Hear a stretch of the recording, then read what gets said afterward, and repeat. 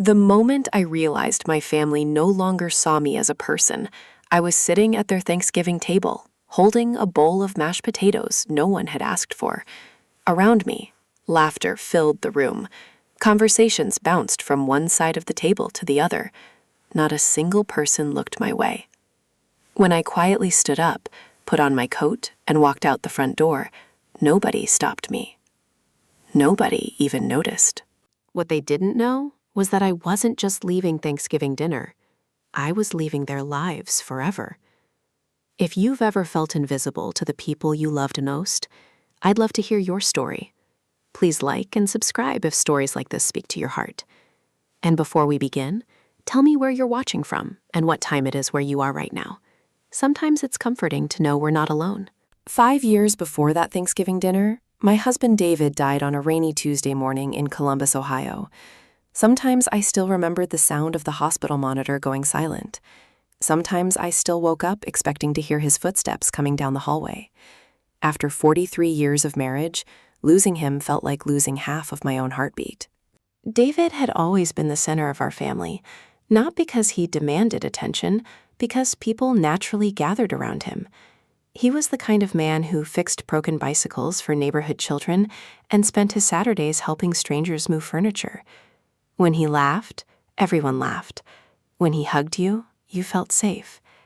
And when he died, something inside our family changed forever. At first, I thought it was grief. Everyone mourned differently. Jennifer, my daughter, threw herself into work. She lived in a large house outside Cincinnati with her husband, Brian, and their 2 daughters. Michael, my son, became distant almost overnight. He stopped calling regularly, stopped visiting, stopped asking how I was doing. For a while, I made excuses for them. They're hurting too, I told myself. Give them time. But time didn't heal what was happening. It revealed it. The first Thanksgiving after David passed away felt strange but manageable. The second felt lonely. By the third, I started noticing that family gatherings revolved around everyone except me. Conversations would stop when I approached. Decisions would be made without asking my opinion. Sometimes I felt less like a mother and more like an elderly relative.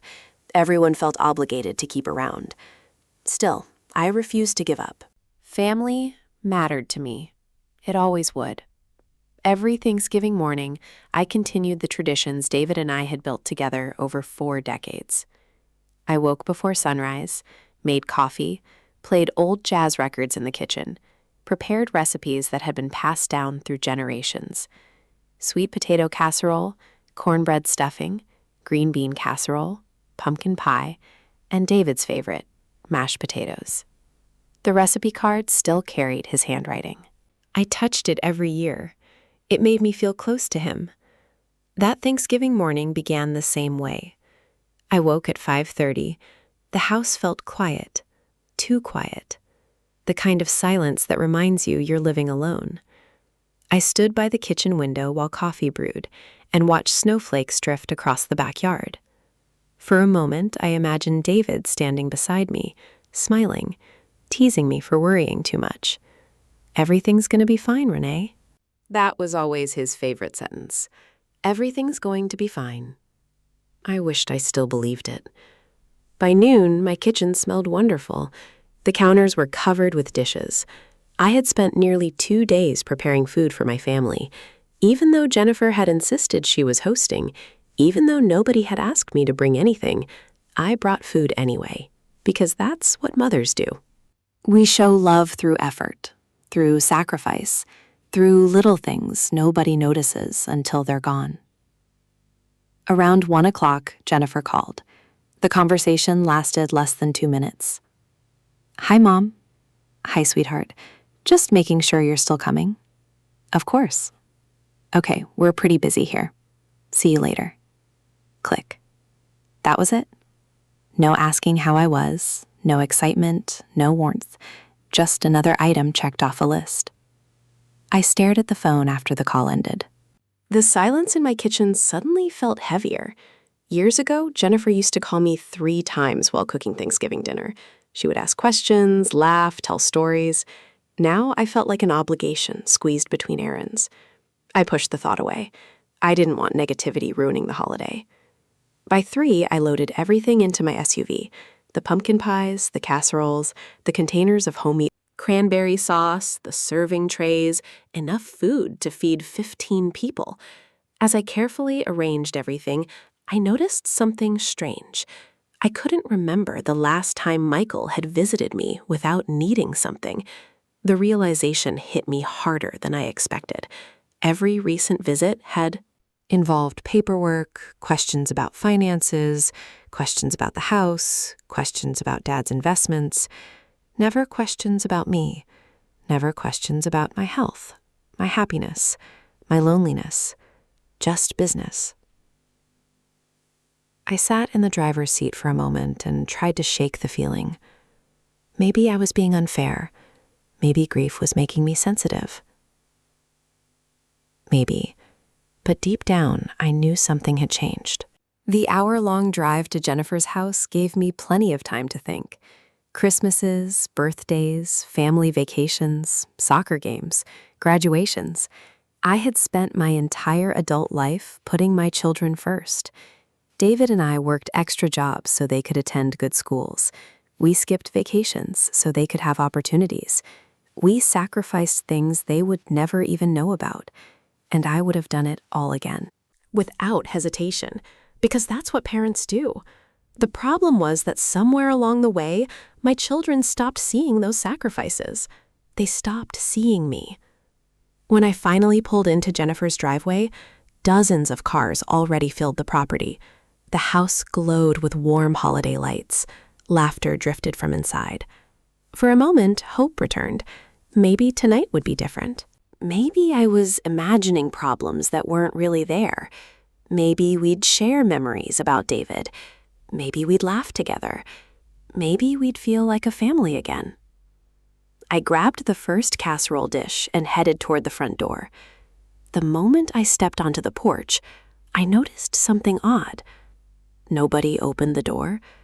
Nobody greeted me. Nobody seemed to know I had arrived. Through the window, I could see everyone gathered inside, talking, laughing, celebrating, and somehow, despite being invited, I suddenly felt like a stranger standing outside my own family's life. I forced a smile onto my face and reached for the door handle. At that moment, I had no idea that before the night was over, I would discover a secret that would change everything I believed about my children. And I certainly didn't know that Thanksgiving would become the last day I ever sat at their table. I stood on Jennifer's front porch for several seconds before finally opening the door myself. The sound of laughter immediately poured into the cold November air. For a moment, nobody noticed me. The living room was crowded with relatives, neighbors, and friends. Football played on the television.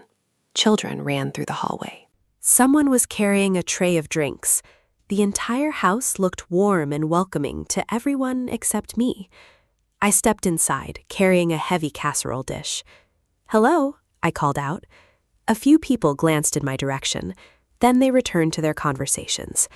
No hugs, no excitement, no one saying they were glad I had arrived. Just a few polite nods.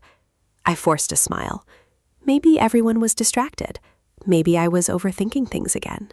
Then Jennifer finally appeared from the kitchen. "Oh, hi, Mom." She kissed my cheek quickly, the kind of kiss that felt more like obligation than affection. "Need help with those?" she asked. Before I could answer, she was already turning away. "We're running behind." Then she disappeared back into the kitchen. I stood alone, holding the casserole. For a second, I felt ridiculous, like a delivery driver who had arrived at the wrong address. Eventually, I carried the dish into the kitchen myself. The counters were already crowded with food. I carefully placed my casserole beside several store-bought trays. No one commented on it. No one asked what I had brought. No one thanked me. I looked around. Brian was standing near the refrigerator talking to Michael. The moment they noticed me looking in their direction, both men became quiet. Too quiet. A strange silence passed between them. Then Michael forced a smile. "Hey, Mom." "Hi, sweetheart. Happy Thanksgiving." "You too." That was the entire conversation. A few seconds later, he was talking to Brian again, only now they were speaking in lower voices. I felt a knot forming in my stomach. It wasn't one moment. It was the accumulation of hundreds of small moments, little reminders that I no longer belonged in the center of their lives. I drifted toward the living room. Ashley was scrolling through her phone. She barely looked up. "Hi, Grandma." "Hi, Ashley. Love your sweater." "Thank you." She immediately returned to her screen. Conversation over. Only Emma seemed genuinely happy to see me. My youngest granddaughter jumped up from the couch and wrapped her arms around me. "Grandma." Renee. Her smile instantly warmed my heart. "There's my favorite girl." "You always say that." "Because it's true." She laughed. For a few minutes, we talked about school and her art classes. It was the first genuine conversation I'd had all afternoon. Then Jennifer called Emma into the kitchen, and once again, I was alone. As more guests arrived, the house grew louder. People gathered into groups, stories were shared, drinks were poured. I wandered between rooms, searching for somewhere I fit, somewhere I mattered, somewhere I wasn't simply taking up space. Eventually, dinner was announced. Everyone moved toward the dining room. I followed behind. At first, I didn't notice anything unusual. Then I looked at the table and my heart sank. The dining table had been expanded to fit 12 people.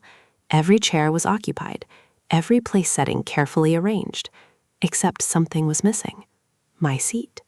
For nearly 20 years, I had sat in the same spot during Thanksgiving, the chair beside David. After he passed away, Jennifer had continued placing me there. It had become a tradition, a symbol, a reminder. But this year, that seat belonged to someone else. One of Brian's business associates sat there laughing with another guest. I stood frozen for a moment. Maybe there was another chair. Maybe they had rearranged things. Then Jennifer noticed me. "Oh, Mom." She pointed toward a small folding table near the kitchen doorway.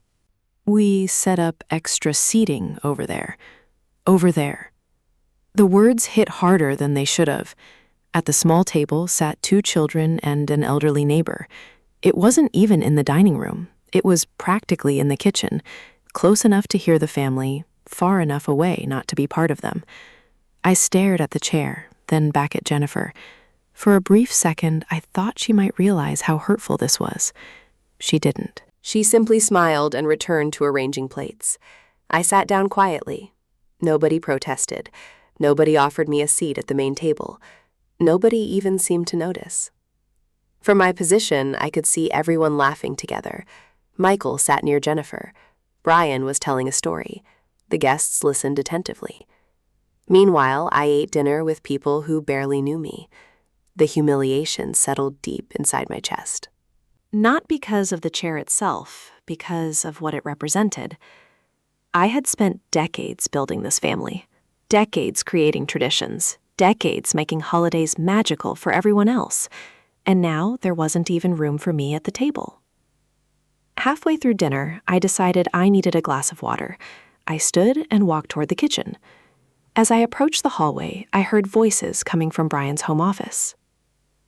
The door wasn't completely closed. I recognized Michael's voice immediately.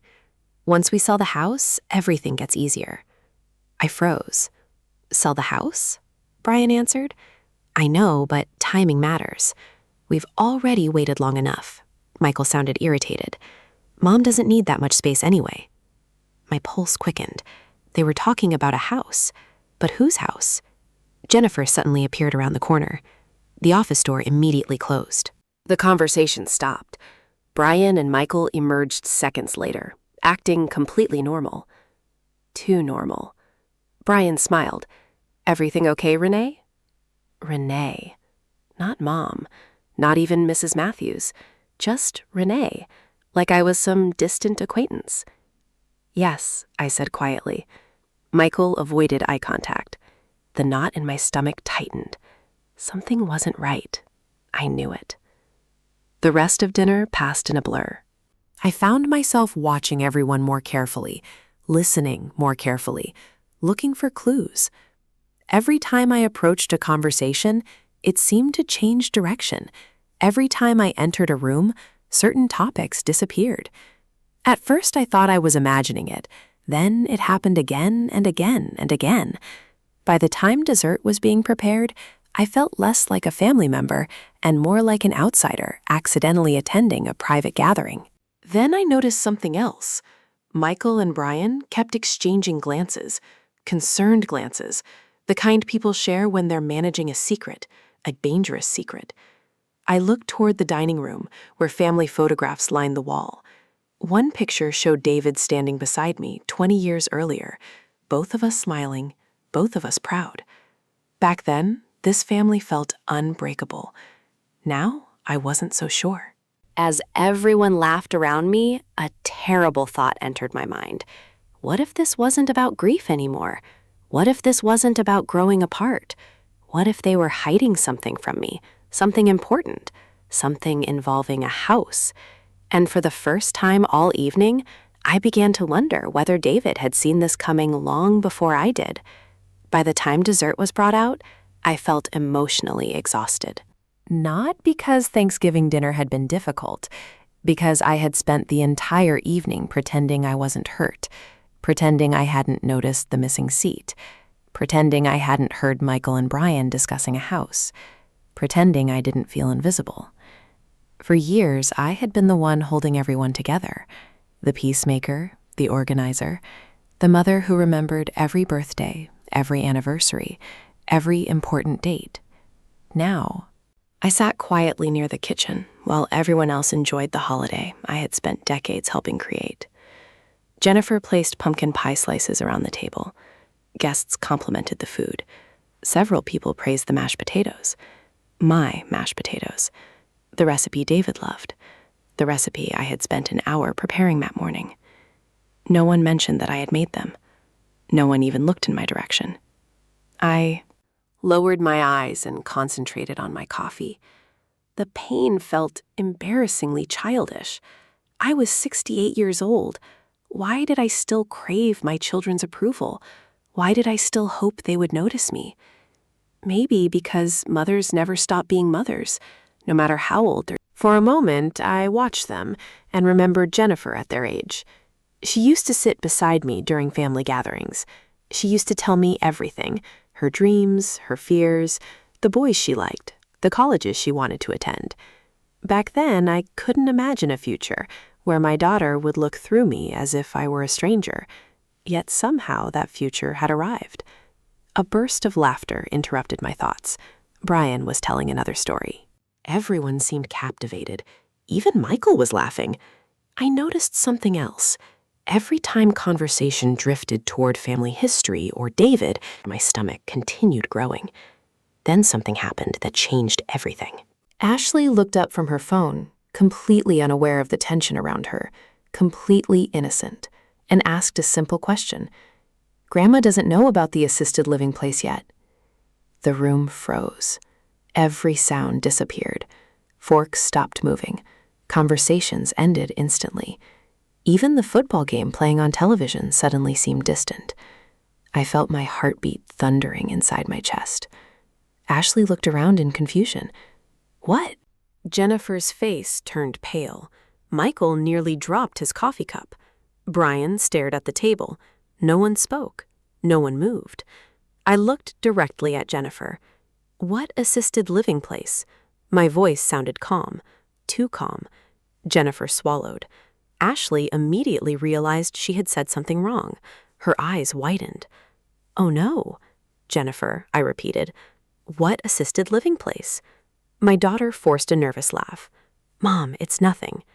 Nothing? That word? The favorite word of people hiding something? I set my coffee cup down carefully. Then explain it. Jennifer glanced toward Michael. Michael glanced toward Brian. The exchange lasted less than a second, but it told me everything. They had rehearsed this. Maybe not the exact conversation, but the secret itself. Finally, Jennifer spoke. We were just discussing options for the future. What future? Your future? I stared at her. My future.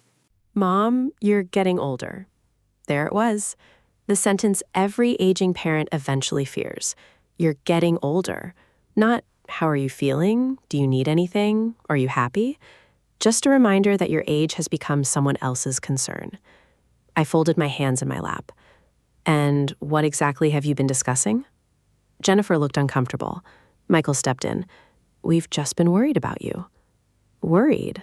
Another interesting word. What specifically are you worried about? No answer came immediately. Finally, Michael said, You live alone. I've lived alone for 5 years. You're not getting any younger. The room remained silent, every guest pretending not to listen, every guest listening. I looked from Michael to Jennifer, then back again. Have either of you asked me whether I want to move into assisted living? Neither answered, because they already knew the answer. No, I said, quietly. No, you haven't. Jennifer sighed. Mom, we were only exploring possibilities. Without telling me? We didn't want to upset you.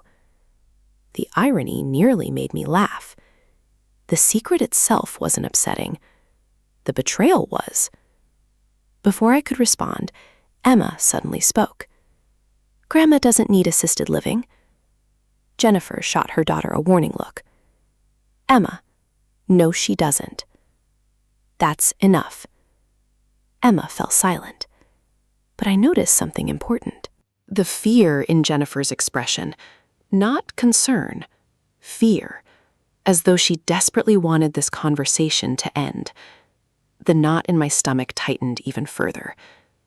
Then another detail caught my attention. On the buffet counter behind Brian sat a folder. A simple blue folder, partially open. Most people wouldn't have noticed it, but I did, because I could see a signature page sticking out, and something about it looked familiar. Very familiar. The handwriting, my handwriting, at least it appeared to be. I excused myself from the table and walked toward the counter. Immediately Brian stood. Need something, Renee? Again, not Mom, not Mrs. Matthews. Renee. I pointed toward the folder. What's that? His reaction came too quickly, too defensive. Nothing important. He reached for the folder, but not before I caught a glimpse. Signature. My signature. At least that's what it looked like. I stopped breathing for a moment because I knew something everyone else in that room didn't know. I had not signed a single legal document in months. Not one. Yet there was my name, written in blue ink, attached to paperwork nobody wanted me to see. Brian quickly closed the folder. The movement was subtle, but it was enough. Enough to confirm my growing suspicion.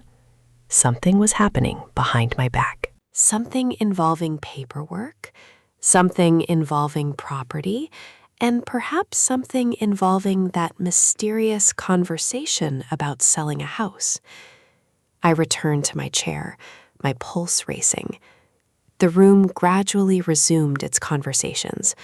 People began pretending everything was normal again, but nothing felt normal anymore. I watched Jennifer laugh at something a guest said. I watched Michael avoid looking at me. I watched Brian keep the folder within arm's reach. And for the first time that evening, a frightening possibility entered my mind. What if this wasn't simply about putting me into assisted living? What if the assisted living discussion was only part of a much larger plan?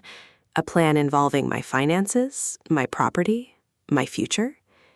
The more I thought about it, the more pieces began fitting together. The strange conversations, the missing seat, the secrecy, the talk about selling a house, the unexplained paperwork, this signature, my signature, or at least a version of it. Suddenly, I wasn't hurt anymore.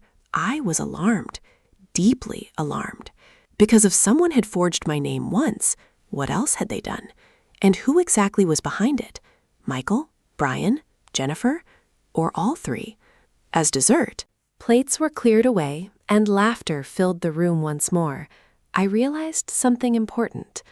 I was no longer sitting among family. I was sitting among people who were hiding something from me. Something big, something dangerous.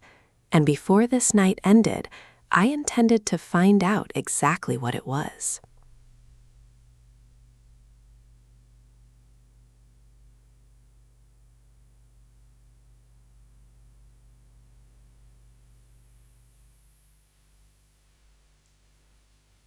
I stayed silent because something David used to tell me echoed in my mind.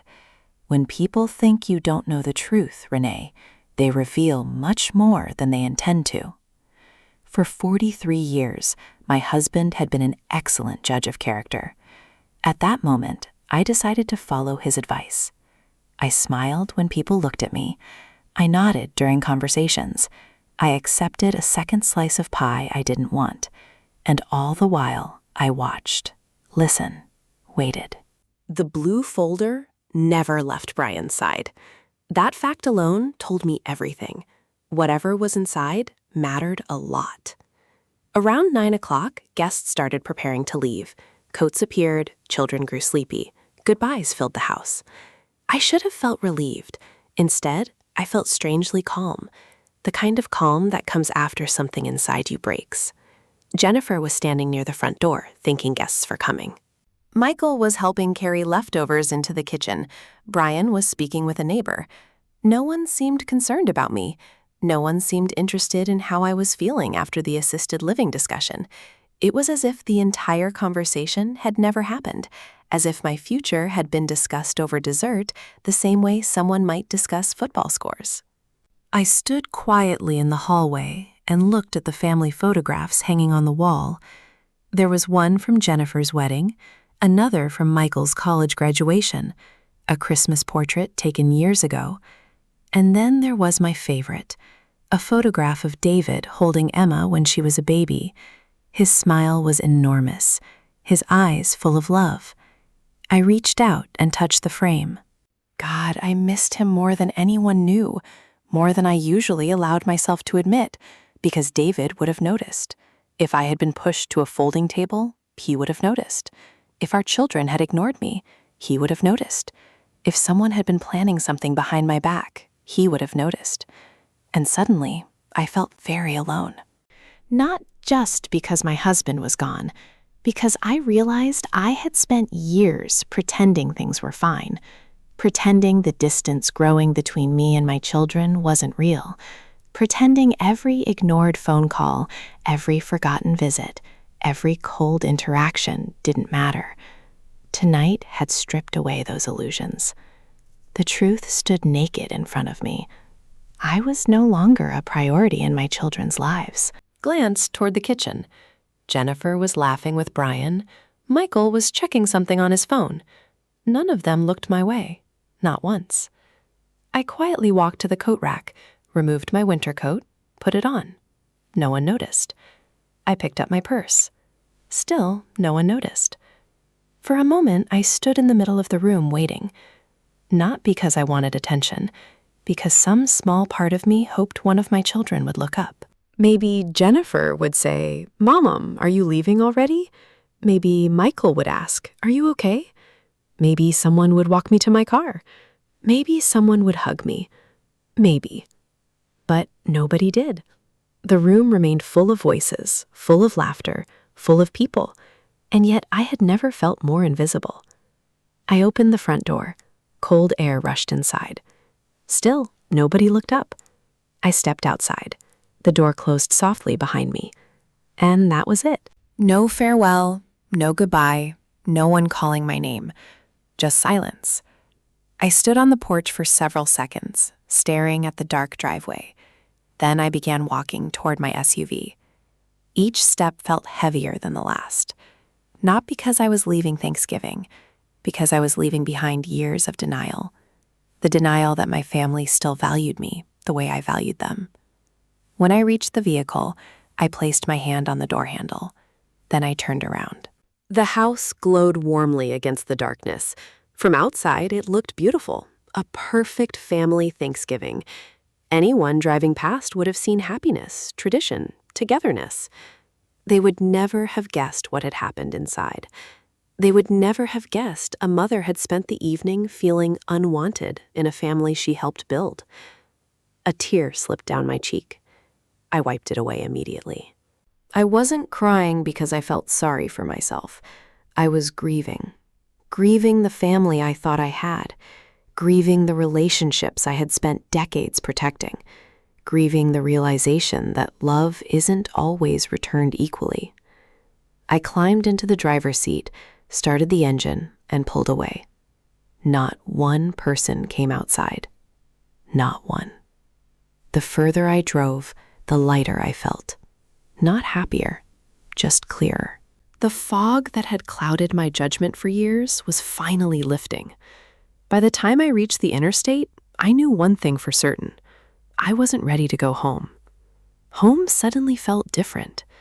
The conversations I'd overheard echoed through my mind. Once we sell the house.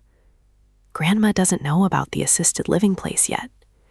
The mysterious paperwork, the suspicious signature, none of it made sense yet, but I intended to find out. I had been gone nearly half an hour. Not one person had checked on me. Not one. Then I remembered something. Several months earlier, attorney Robert Hayes had called me, David's longtime attorney, the man who had handled nearly every important legal matter in our lives. At the time, Robert had said something unusual. "If you ever need me, Renee, call any time, day or night." I hadn't thought much about it then. Now those words returned to me. Day or night. A strange instinct settled over me. Instead of taking the highway toward home, I exited onto another road, one leading toward downtown Columbus, toward Robert's office. The farther I drove, the stronger the feeling became. David had always trusted Robert completely.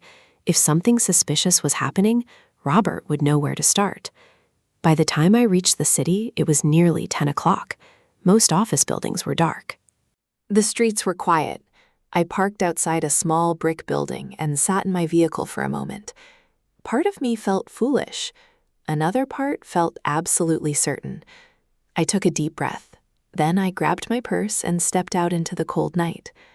What I didn't know was that before the night ended, Robert Hayes would hand me something David had left behind years earlier, something that would change everything, something my husband had prepared long before he died, and once I opened it, there would be no going back. The lights were still on inside Robert Hayes' office. That surprised me. It was Thanksgiving night, nearly 10 o'clock. Most people were home with family, but Robert had never been like most people. For over 30 years, he had been more than our attorney. He had been one of David's closest friends. The two men played golf together, argued about football, shared countless dinners with our family. If there was anyone David trusted completely, it was Robert. I walked through the front entrance, feeling uncertain. The receptionist's desk was empty. A lamp glowed softly in the hallway. Before I could knock on Robert's office door, it opened. He looked older than the last time I had seen him. More gray hair, more lines around his eyes, but the concern on his face was immediate. "Renee." His expression changed instantly. What happened? That question alone nearly made me cry, not because it was dramatic, because it was the first time all day someone had looked at me and genuinely cared. I forced a smile. "Happy Thanksgiving, Robert." He studied my face, then stepped aside. "Come in." I followed him into the office. The room smelled faintly of coffee and old books. It felt strangely comforting, like stepping into the past. Robert closed the door behind us. "Tell me what's going on." For several moments, I couldn't speak. Not because I didn't know what to say, because I didn't know where to begin. Finally, I told him everything. The missing seat, the conversations that stopped when I entered rooms, the assisted living discussion, the folder, the signature, the talk about selling a house. Robert listened without interrupting. His expression grew more serious with every detail. When I finished, silence filled the room. Then he slowly leaned back in his chair. "I was afraid of this." A chill ran through me. "What do you mean?" Robert looked toward a locked filing cabinet in the corner. For the first time that night, I saw a genuine sadness in his eyes. David prepared for this possibility. I stared at him. What possibility? That one day your children might see you as a source of assets instead of a mother? The words hit like a punch. I immediately wanted to reject them, to defend Jennifer, to defend Michael, but the events of the evening made that impossible. Robert stood, walked toward the filing cabinet, unlocked a drawer, then removed a thick manila envelope. My heart skipped. Across the front, written in David's familiar handwriting, were 5 simple words. For Renee only, if necessary. I stopped breathing. For a moment, it felt as if my husband had reached across time and touched my shoulder. I recognized the handwriting instantly, the slight slant, the careful lettering, the same handwriting on recipe cards and birthday notes, the same handwriting I had loved for decades. My fingers trembled as Robert placed the envelope in front of me. He left this with me 3 years before he died. I couldn't take my eyes off it. What is it? Robert sat down again. A contingency plan. What? He instructed me not to give it to you unless certain circumstances occurred. I looked up. What circumstances? Robert hesitated, then answered quietly. If your children ever attempted to manipulate you, isolate you, or pressure you regarding family assets. My chest tightened. David had actually anticipated this years before his death. The idea seemed impossible, yet somehow not impossible enough. I slowly opened the envelope. Inside was a handwritten letter, several legal documents, and a flash drive. The letter sat on top. I unfolded the pages. The moment I saw, tears filled my eyes. My dearest Renee, if you're reading this, then something has happened that I hoped would never happen. I had to stop reading for a moment. David's voice seemed alive inside every word. Robert quietly turned away, giving me privacy. I continued. You know better than anyone how much I love our children. Everything I did in life was for you and for them. But love should never blind us to reality. Over the last several years, I've noticed changes, small changes, conversations about money, questions about ownership, questions about inheritance, questions that arrived more frequently than concern for your well-being. I pray I am wrong. I pray this letter is never opened. But if it is, I need you to know something important. None of this is your fault. A tear slid down my cheek. I kept reading. You have always believed the best about people. That is one of the reasons I fell in love with you.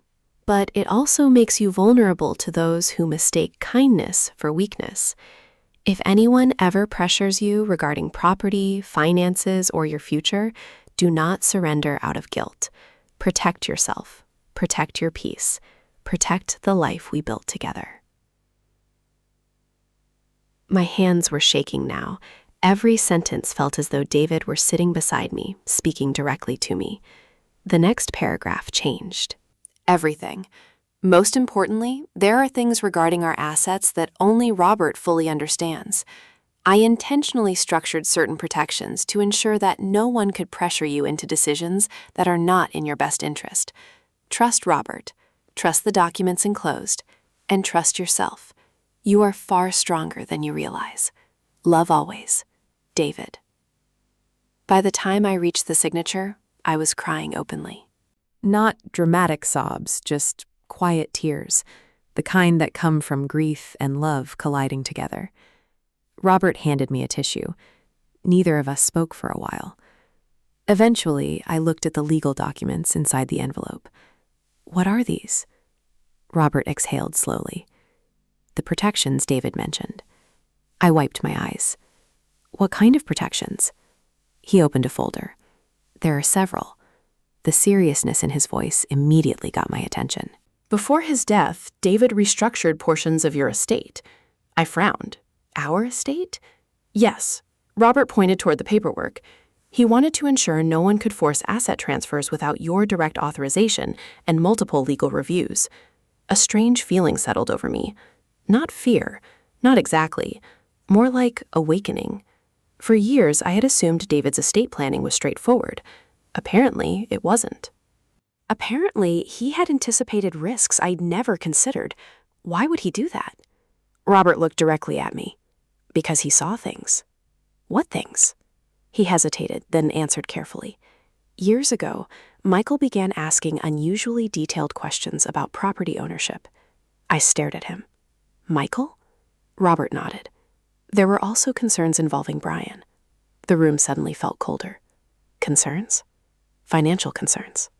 I remembered Brian's nervous behavior that evening. The folder, the secrecy, the constant whispers. Suddenly, everything felt connected. Not fully, but enough to be frightening. I leaned back in my chair, trying to process everything. The Thanksgiving dinner, the assisted living discussion, the forged signature, David's letter, the protections, the warnings, all of it. And then a thought struck me, a terrible thought. What if they're already doing something? Robert's expression darkened. That's exactly what we need to find out. For the first time that evening, I realized this wasn't simply a family conflict. It might be something much bigger, something involving deception, something involving legal documents, something David had tried to protect me from years before his death. And as Robert reached for another file sitting on his desk, I had a feeling the worst revelations were still ahead of me. For several minutes after Robert's last comment, neither of us spoke. The office felt unusually quiet. Outside, Thanksgiving night continued as normal. Families gathered around fireplaces, children played with cousins, people laughed over leftovers in football games. Meanwhile, I sat across from my attorney, wondering whether my own children had been planning something behind my back. It felt surreal.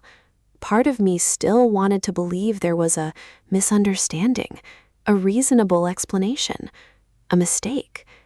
But another part of me remembered the look on Jennifer's face when Ashley mentioned assisted living. The panic, the fear, the guilt. Those weren't the reactions of innocent people. Robert finally broke the silence. What are you planning to do tonight? I looked down at David's letter. I don't know. Do you feel safe going home? The question startled me. Safe? I need to ask. I thought about it. Truthfully, I wasn't afraid of physical danger, not for my children, but emotionally, that was another matter. I'm not sure. Robert nodded slowly. As a precaution, I recommend waiting until we know more. The seriousness in his tone unsettled me. Before I could respond, my phone suddenly buzzed. I glanced at the screen. Jennifer. My stomach tightened. The call continued ringing. For a brief moment, I considered answering. Then I noticed the time.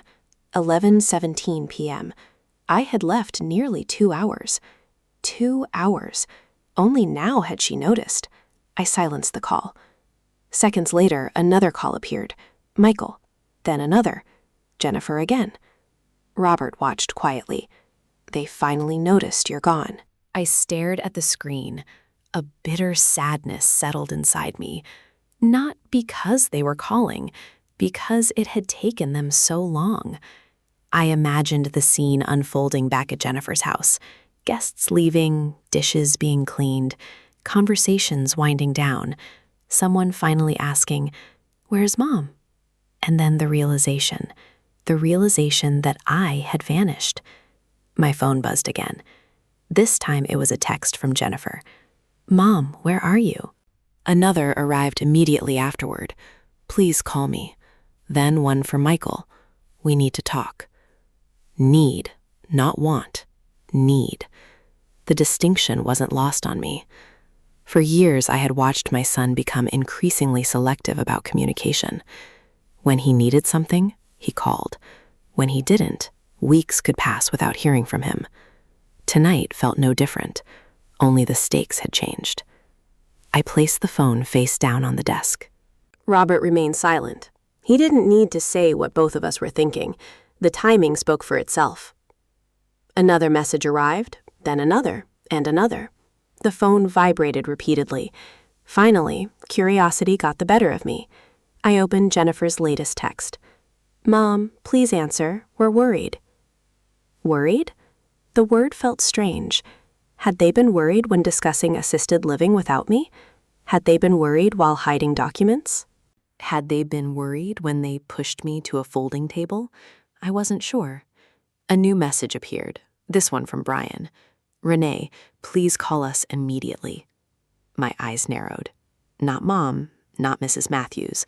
Renee.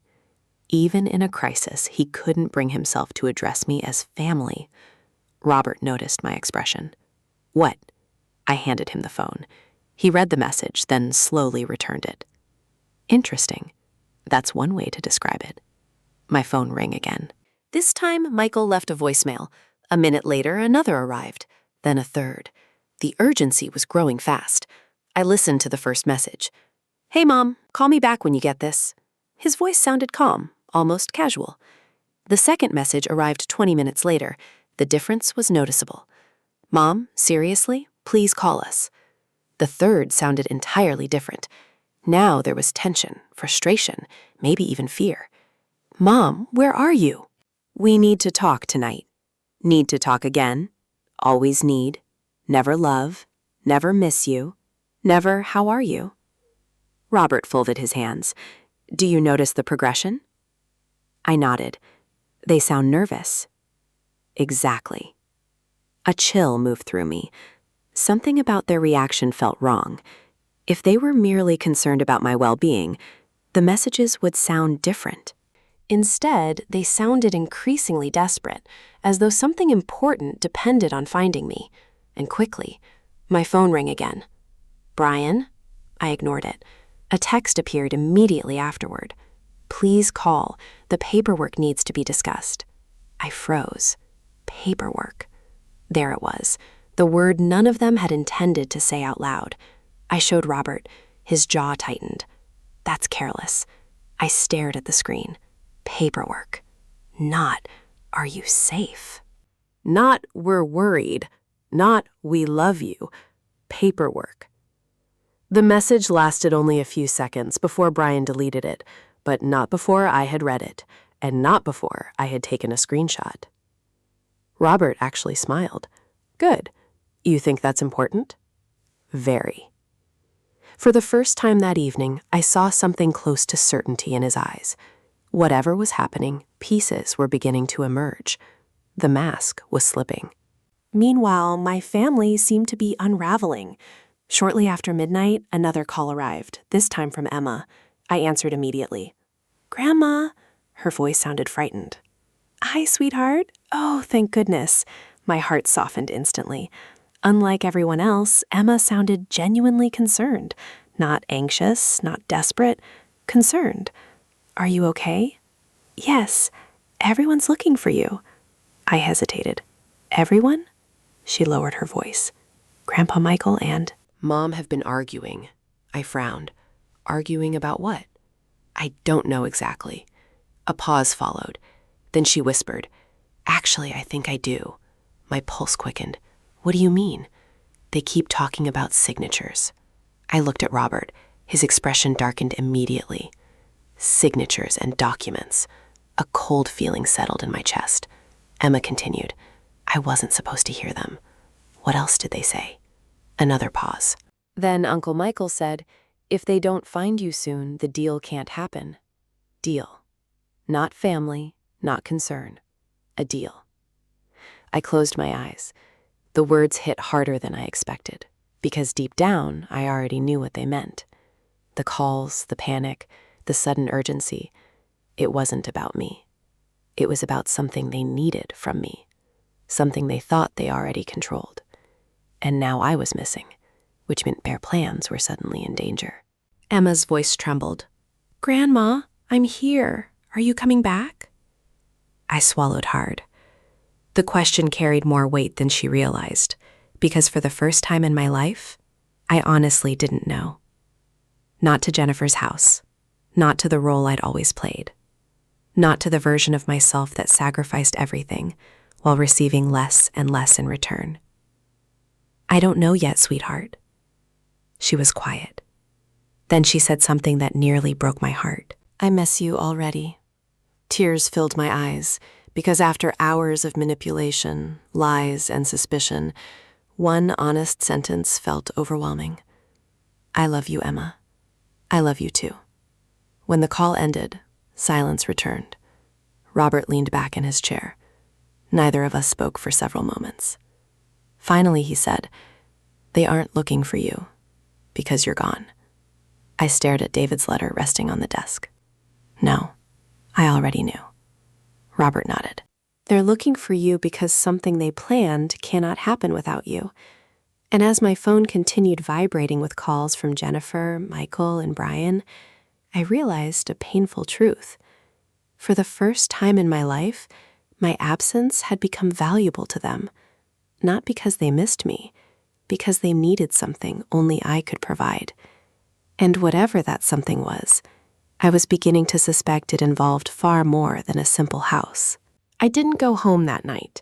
At Robert's recommendation, I checked into a small hotel near downtown Columbus, not because I was hiding, because I needed time to think, time to process everything that had happened in less than 24 hours. The ignored Thanksgiving dinner, the assisted living discussion, the suspicious documents, David's letter, the desperate phone calls, and now Emma's revelation about a deal that couldn't happen without me. Sleep came in short, restless fragments. Every time I closed my eyes, I saw David's handwriting. Protect yourself. Protect your peace. Protect the life we built together. By 6:30 the next morning, I was sitting across from Robert again. The holiday weekend had barely begun, but neither of us felt like waiting. Something was happening, and we both knew it. Robert arrived carrying several folders. A serious expression rested on his face, the kind attorneys wear when preparing to deliver unpleasant news. "Did you sleep?" "Not really." I didn't expect he would. He sat down and opened one of the folders. "There's someone I want you to meet." Before I could ask who, the office door opened. A tall man in his early 50s entered. Short brown hair, calm eyes, professional posture. The kind of person who immediately notices everything around him. "Renee, this is Daniel Brooks." The man extended his hand. "Nice to meet you, Mrs. Matthews." I shook it. "Likewise." Robert gestured toward a chair. "Daniel is a private investigator." That got my attention immediately. I looked from Daniel to Robert, then back again. "A private investigator." Daniel nodded. "Yes." My stomach tightened. I wasn't sure I liked where this conversation was heading. Robert folded his hands. "Several months ago, before Thanksgiving, you contacted me regarding some concerns." I frowned. I remember. At the time, my concerns had felt vague, hard to explain. Little things, uncomfortable feelings, strange comments from Michael, questions about property, questions about ownership, questions that seemed increasingly focused on assets rather than family. Nothing concrete, just intuition. "Based on those concerns," Robert continued, "I recommended Daniel." My eyes widened. Then I remembered the phone call, the meeting, the conversation I had almost forgotten. Back in August, I had quietly agreed to let Daniel look into a few matters. At the time, I felt guilty, paranoid even. I had nearly jettisoned the arrangement twice. Now I was grateful I hadn't. Daniel opened a file. "What I'm about to show you isn't pleasant." The room suddenly felt colder. I'd rather know the truth. He nodded. That's usually the right answer. The first document slid across the table, a printed email. I immediately recognized Michael's name. My pulse quickened. "What is this?" Daniel pointed toward the screen captures attached to the report. Communications obtained legally through public records, business disclosures, and other investigative methods. I began reading. Halfway through the first page, my stomach dropped. The conversation involved Michael and Brian. The topic, my house, not their house, my house. There it was in black and white. Estimated market value, possible sale price, projected proceeds. I looked up, unable to speak for a moment. Daniel quietly continued. Those conversations began approximately 8 months ago. 8 months? I stared at him. 8 months? Yes. The realization hit me hard. While I had been calling my children, sending birthday cards, inviting them to dinner, they had already been discussing my property for months. Daniel slid another document toward me. This one contained messages between Brian and an unidentified real estate consultant. The wording made my skin crawl. Once Renee transitions into assisted living, the process becomes significantly easier. Transitions, not moves, not chooses. Transitions as though my life were a logistical obstacle, as though I were inventory. I pushed the document away. My hands were trembling. Daniel allowed me a moment before continuing. There is more. Of course there was. There always was. The next file revealed records of multiple meetings. Michael, Brian, a financial advisor, a real estate. Several conversations centered around timing, strategy, documentation. One phrase appeared repeatedly: control of assets. I felt physically ill. Robert noticed immediately. You don't have to continue. Yes, I said firmly. I do. If my family had been planning something, I needed to see it all, no matter how painful. Daniel nodded respectfully, then opened another folder. This one contained something different. Photographs, surveillance photos, publications. Nothing illegal, nothing dramatic, but together they told a story unfolding behind my back. One image showed Michael meeting with Brian outside a title company. Another showed both men entering a law office. A third showed them speaking with a real estate broker. The dates stretched back nearly a year. Nearly a year. I couldn't stop thinking about that while I had been grieving David, adjusting to life alone, trying to maintain family traditions. They had apparently been building a plan, a long-term plan. Daniel placed the photographs aside, then looked directly at me. Mrs. Matthews, I need to ask you something. What?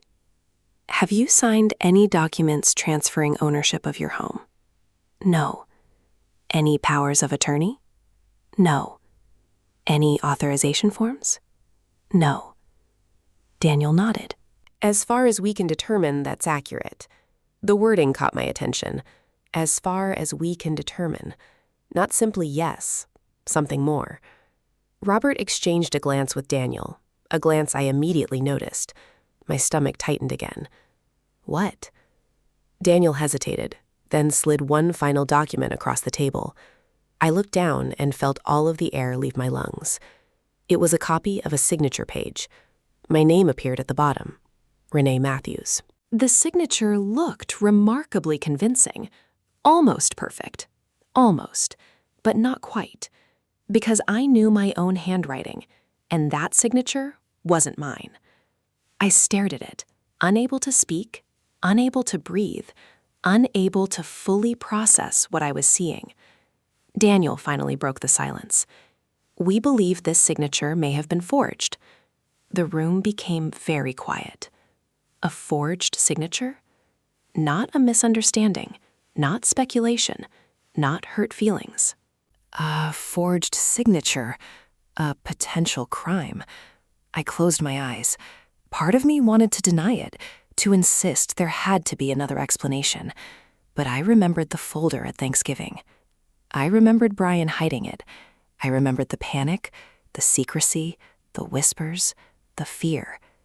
Everything suddenly made sense, or at least more sense than before. What document is this attached to? Daniel answered immediately. A preliminary authorization connected to a property transaction. My heartbeat accelerated. Property transaction? Yes. Robert leaned forward, which is why your disappearance last night created panic. I looked at him. What do you mean? Because if the transaction moves forward, additional signatures would eventually be required. The pieces finally connected. The frantic calls, the desperate messages, the urgency. It had never been about Thanksgiving. It had never been about family. It had never been about me. It was about a transaction, a plan, a time ad. And suddenly, I wasn't cooperating. Daniel closed the file. There's one more thing. I braced myself. What? His expression became even more serious. The investigation suggests this wasn't Michael acting alone. I already knew the answer before he said it. Brian. Daniel nodded. In our opinion, Brian appears to be the primary driver. The room fell silent. I thought about Thanksgiving, the missing chair, the fake concern, the hidden folder, the constant whispers. Brian had been at the center of all of it, and for the first time, a new emotion appeared. Not sadness, not grief, anger. Cold, clear, righteous anger.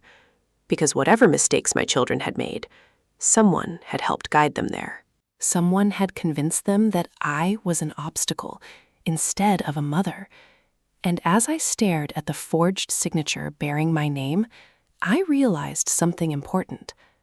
The woman who walked out of Thanksgiving dinner was not the same woman sitting in Robert's office now. The old Renee would have doubted herself. The new Renee wanted answers, and she intended to get every single one of them. For most of my life, I believed knowledge brought comfort, that if you understood the truth, you could handle it. I learned something different that weekend. Sometimes the truth hurts before it heals, and sometimes it destroys illusions you never wanted to lose. The forged signature sat on Robert's desk between us, a simple piece of paper. Yet it represented something enormous, not merely deception, betrayal, because strangers had never done this to me. My own family had.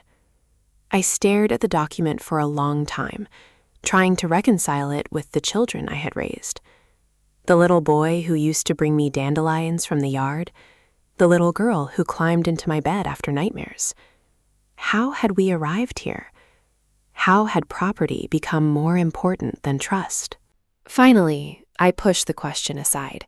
There would be time for grief later. Right now, I needed facts. Robert seemed to sense the shift in my thinking. Good. I looked up. What? The way you're sitting. I frowned. What do you mean? You're no longer reacting emotionally.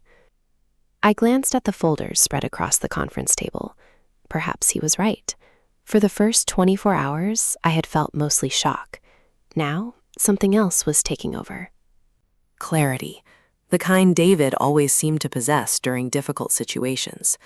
Tell me everything, I said. Robert nodded, then opened another file. Let's start with ownership. Ownership. The word suddenly felt very important. He pulled out several documents, property records, trust agreements, investment summaries, deeds, papers I had either forgotten existed or never fully understood. David had always handled the complicated financial matters. Not because I wasn't capable, because we divided responsibilities. He managed investments, I managed daily life. It had worked for decades. Apparently, he had also been planning far ahead. Robert pointed to the first document, the family home. I immediately recognized the address. The house David and I had lived in for 36 years. The house where we raised Jennifer and Michael. The house everyone seemed so interested in. What about it? Robert slid the deed toward me. Whose name is listed? I looked carefully, then looked again. My eyes widened. Only one name appeared. Renee Matthews. Not David. Not David's estate. Not Michael. Not Jennifer. Mine. Exclusively mine. Wait. I looked up. I thought David and I owned it together. We did originally, Robert nodded. Several years before his death, David transferred full ownership to you. I blinked. I don't remember that. You signed the paperwork. I searched my memory, then slowly recalled the meeting, a stack of documents, a conversation about estate planning. At the time, I hadn't paid much attention. I trusted David completely. Apparently, I should have listened more carefully. Robert tapped the page. The home belongs entirely to you. A strange feeling settled over me. Not relief, empowerment. For the first time, I understood why certain people had become so interested in my future. I wasn't merely an elderly widow. I was the legal owner of a highly valuable property, and they knew it. Robert opened another folder. There's more. Of course there was. There always seemed to be more. He revealed paperwork connected to a small lakeside property. My eyes widened again. The cabin. Robert smiled faintly. You remember? Barely. Years earlier, David had purchased a small cabin several hours away. We used it occasionally for weekend trips, fishing, reading, escaping city life. After his death, I had almost forgotten it existed. The cabin is also yours.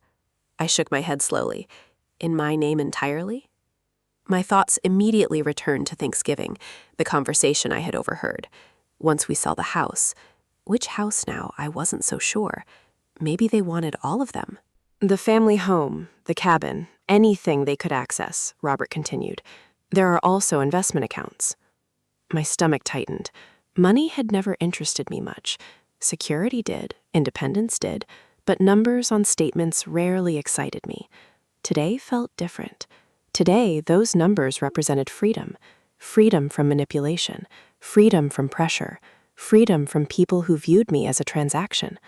Robert handed me another report.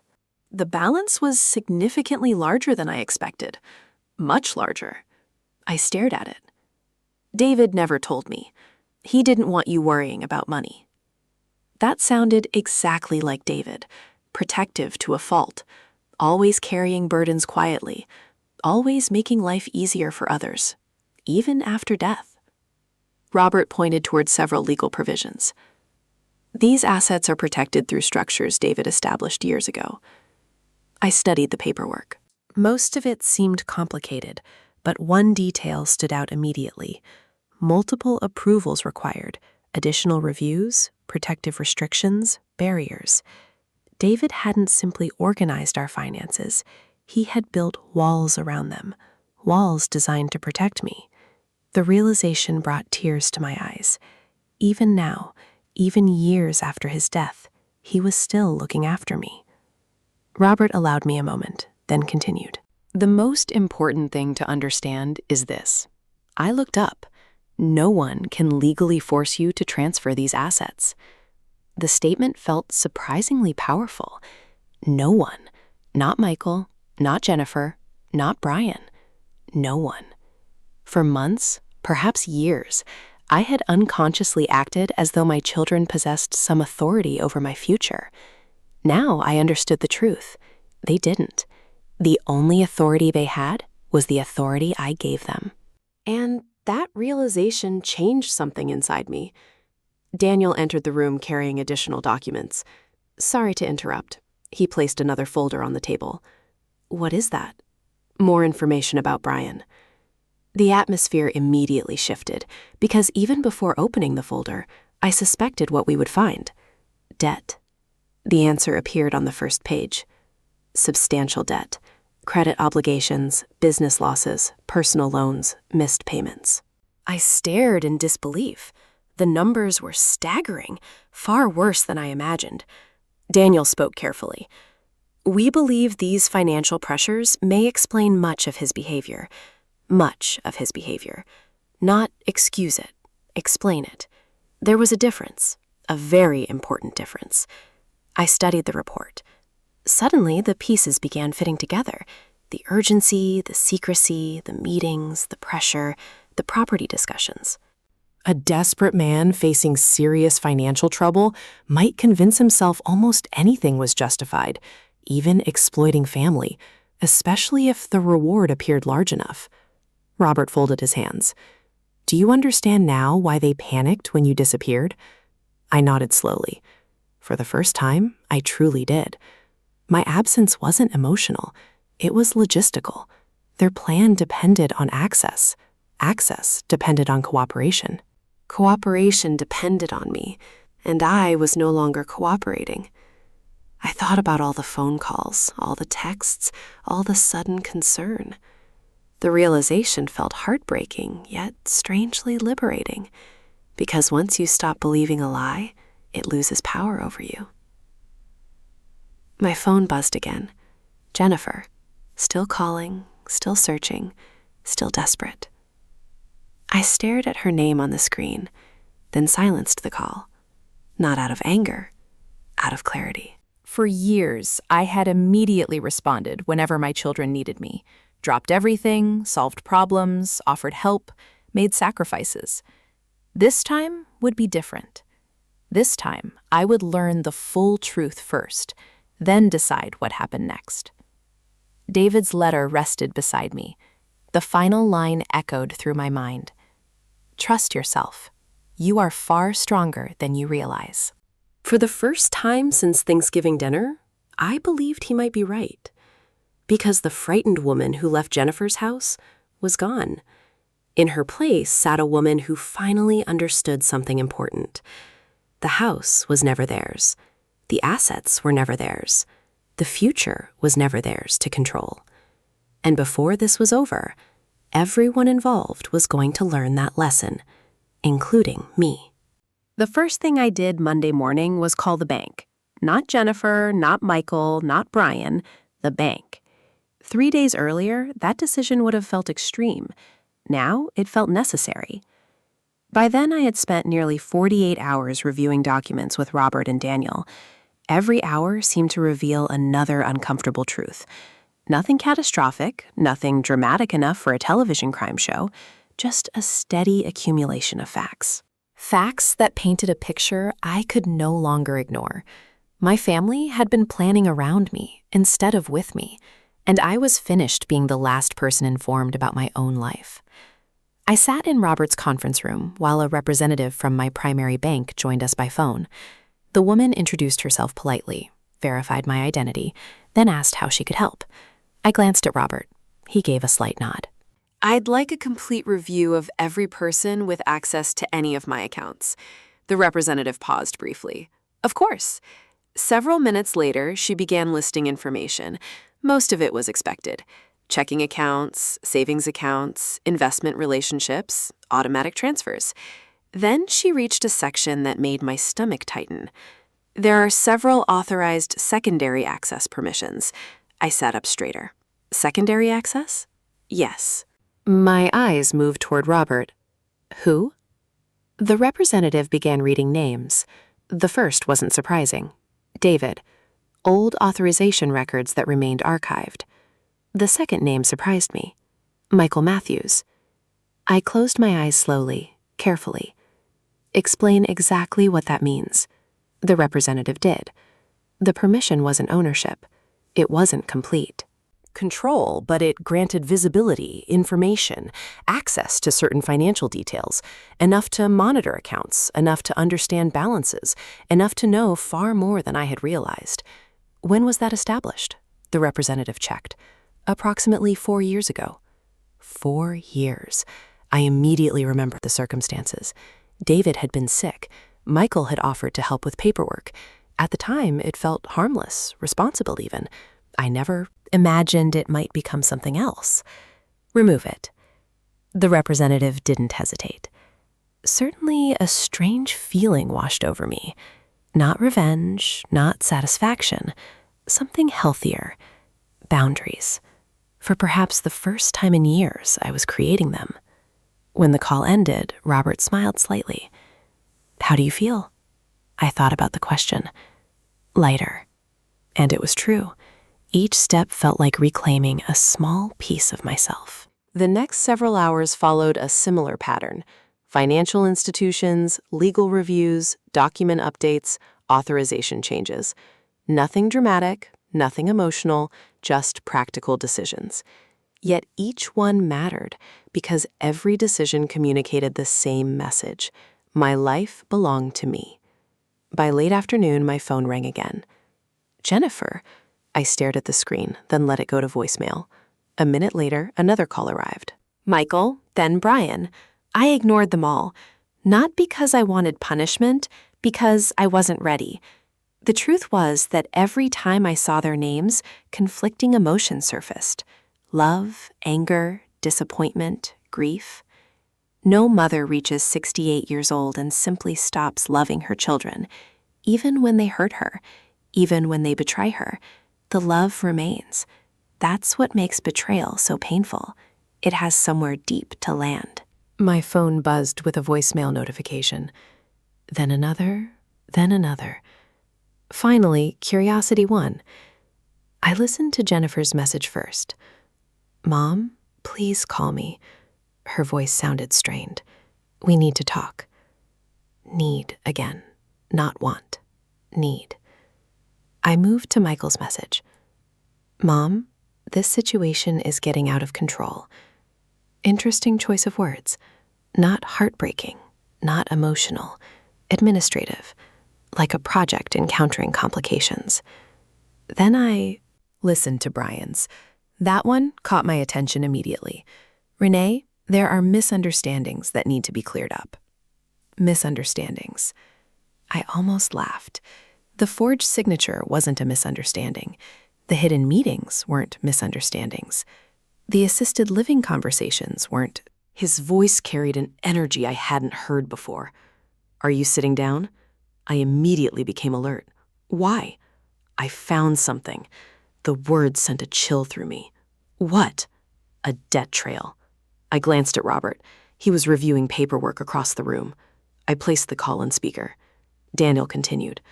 "Most of Brian's financial problems are worse than we initially thought." I wasn't surprised, but what came next was, "There are business loans." "Okay." Personal loans. Okay. A second mortgage. I frowned. On Jennifer's house? Yes. Silence filled the room. A second mortgage. I hadn't known. Apparently, Jennifer hadn't discussed it either. Daniel continued. Several of the debts appear connected to failed investment ventures. The picture was becoming clear, painfully clear. Brian wasn't simply greedy. He was desperate. And desperate people often convince themselves that unethical decisions are temporary, necessary, justified, until those decisions destroy everything. What does this have to do with me? I already suspected the answer. Daniel confirmed it anyway. The value of your assets could solve most of their problems. There it was, the sentence nobody wanted to say aloud. My assets, not me. My assets. The distinction mattered because for the first time, I could clearly see the motivation underneath everything. Not concern, not family planning, money. A painful sadness settled over me. I thought about all the Thanksgiving conversations, the whispers, the glances, the hidden documents. Every road seemed to lead back to the same destination. Money. After the call ended, I sat quietly for several minutes. Eventually, Robert spoke. "You're grieving." I looked up. "Grieving the image of your family." His words struck with uncomfortable accuracy, because that was exactly what I was doing. The facts hurt, but not as much as the collapse of belief. The belief that family always acted from love. The belief that good intentions existed underneath every mistake. The belief that loyalty naturally followed sacrifice. Life wasn't that simple. People were complicated, even people we loved, especially people we loved. As evening approached, I made one final decision, perhaps the most important decision yet. I called my insurance company, then my attorney, then several institutions connected to David's estate planning. One by one, I updated records, verified protections, added safeguards, strengthened barriers. Nothing illegal, nothing dramatic, just prudent management.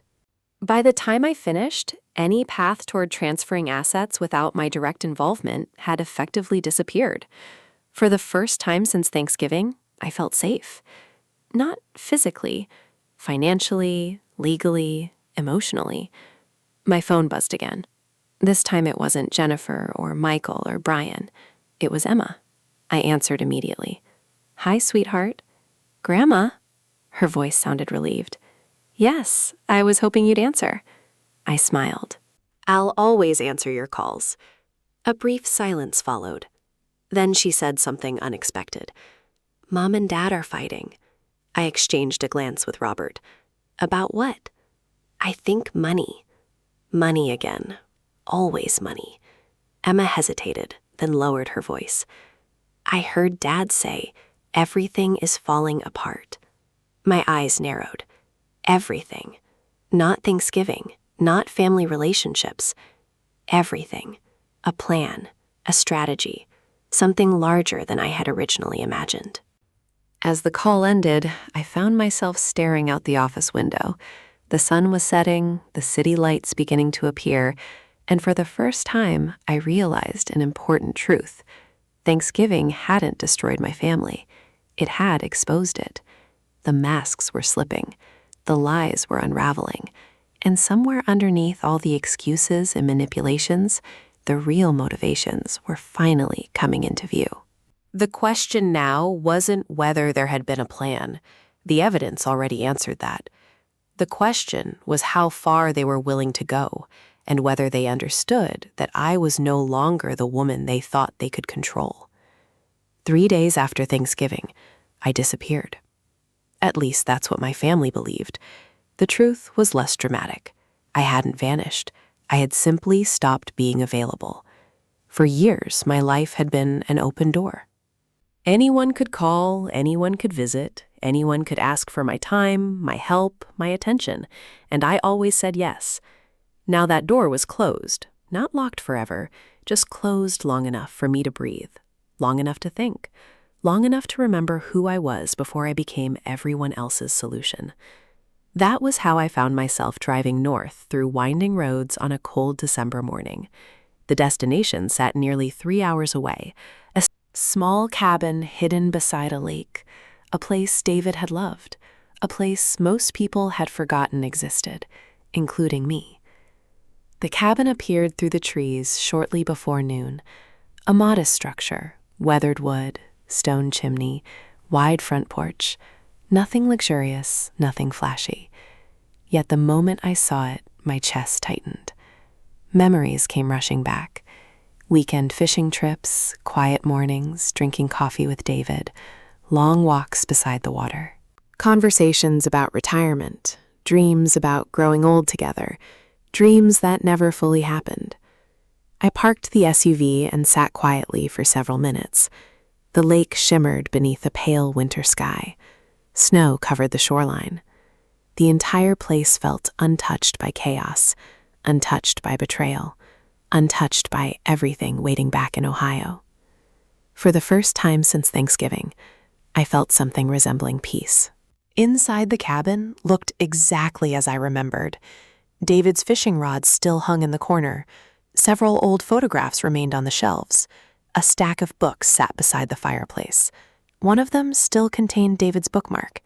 I picked it up carefully, a receipt from a hardware store, 3 years old. For some reason, that tiny detail nearly made me cry. Grief works that way. Sometimes it's not the big things. Sometimes it's a forgotten receipt, a coffee mug, a jacket hanging in a closet, the evidence of ordinary life. I spent the afternoon unpacking, building a fire, making tea, watching snow drift across the lake.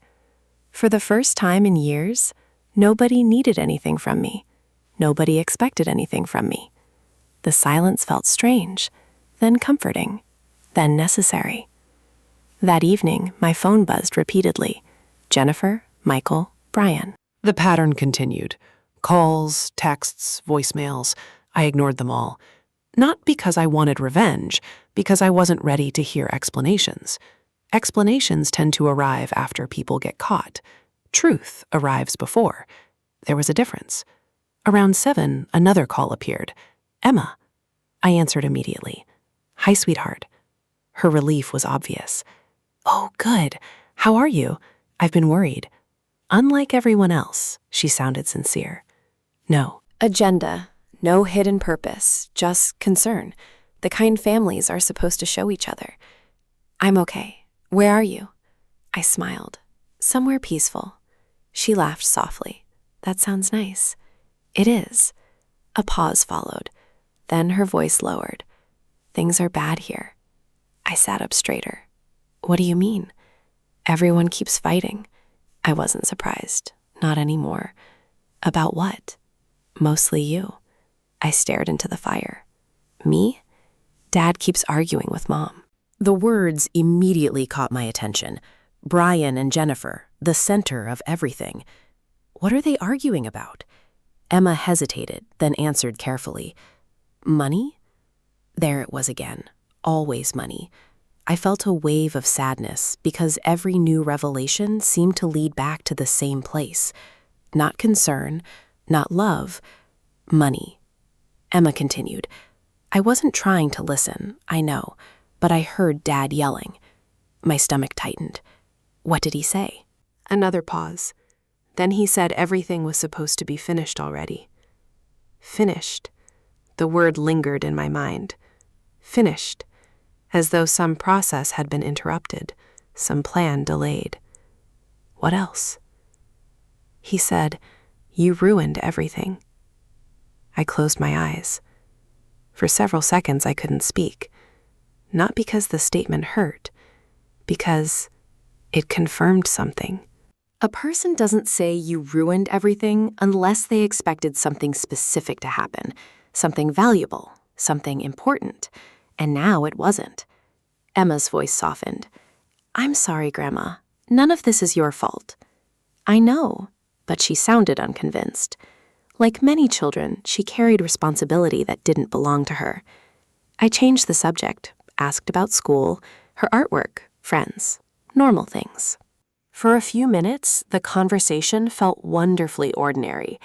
Then she said something unexpected. There's something else. The seriousness in her tone immediately got my attention. What is it? I think you need to know. I leaned forward. The fire crackled softly beside me. Outside, snow continued falling. Inside, my pulse quickened. What happened? Emma took a deep breath. Last week, before Thanksgiving, Mom and Dad had people over. I listened carefully. Who? I don't know. Okay, they were talking in Dad's office. My heartbeat accelerated. The office, the same office where I had overheard conversations during Thanksgiving, the same office where secrets seemed to gather. I wasn't trying to listen. Again, the apology of a child caught between loyalty and truth. It's okay. I heard Uncle Michael, too. That got my attention immediately. What were they discussing? The house. I wasn't surprised, but I remained silent, letting her continue. They kept saying your name. A chill moved through me. And they said once everything was signed, things would be easier. Signed. There was that word again. Signatures, documents, approvals, everything connecting back to the same place. The forged paperwork, the property discussions, the desperation. Then Emma said something that changed everything. I recorded part of it. The room seemed to stop for a moment. I thought I had misheard. What? I recorded part of the conversation. I sat completely still. You did? Just by accident. At first, my pulse thundered. Emma, I was recording a video for our friend. She sounded nervous. I didn't know it mattered. The fire popped loudly. Neither of us spoke for several seconds. Finally, I asked, do you still have it? Yes. My mind raced. A recording, not rumors, not assumptions. A recording, actual evidence, something concrete, something real. I can send it.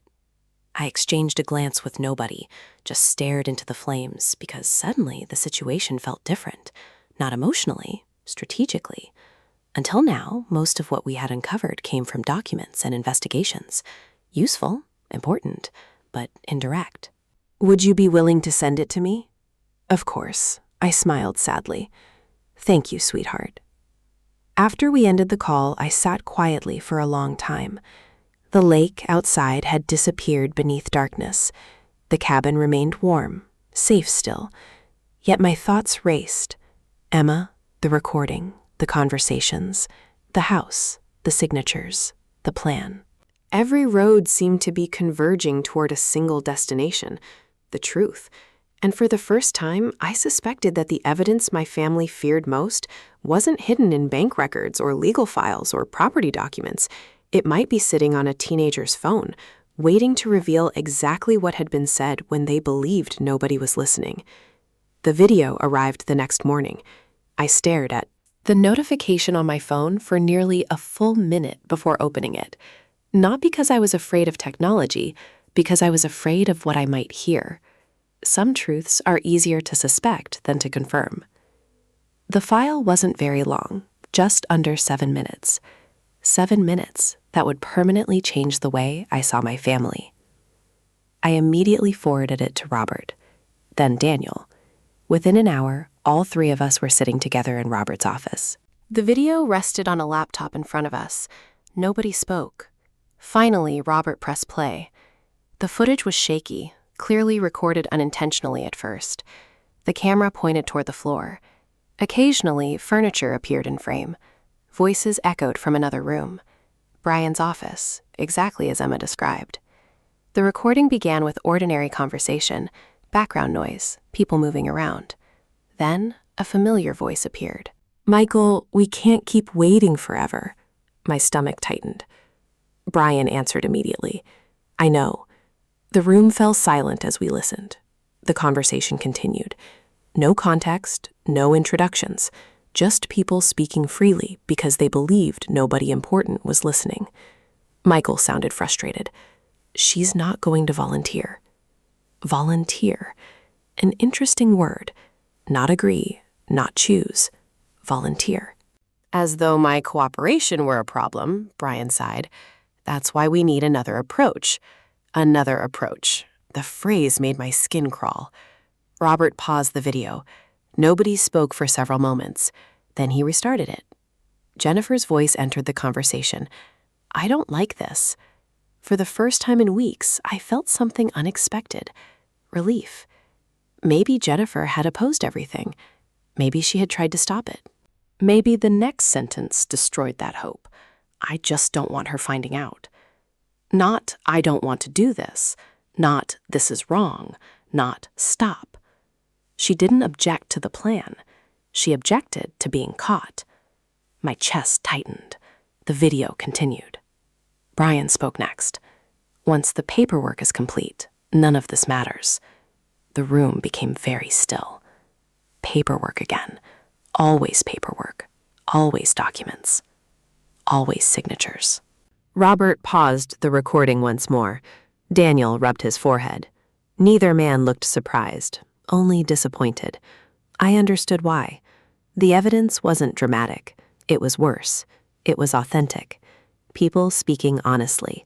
People revealing themselves. The video resumed.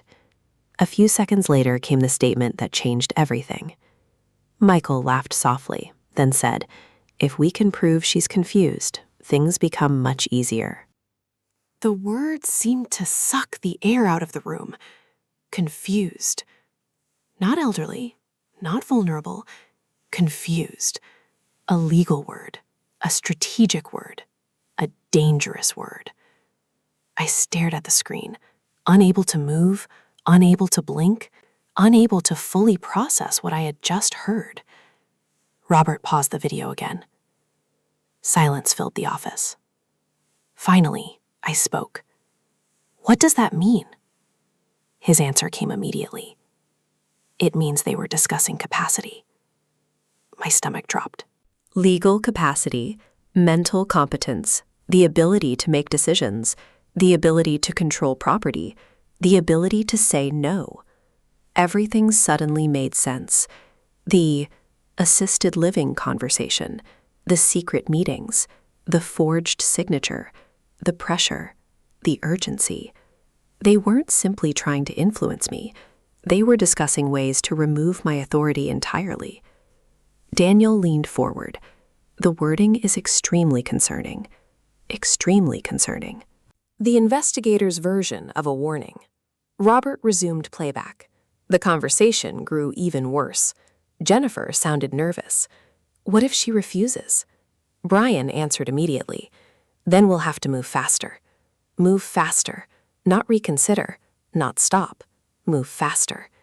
The confidence in his voice chilled me because it suggested planning, preparation, momentum. This wasn't a spontaneous discussion. This was a strategy already underway.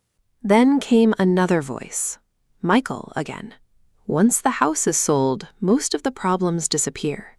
There it was, the house, the center of everything, the object around which all these conversations seem to revolve, the object worth sacrificing relationships for, worth manipulating family for, worth lying for, worth betraying a mother for.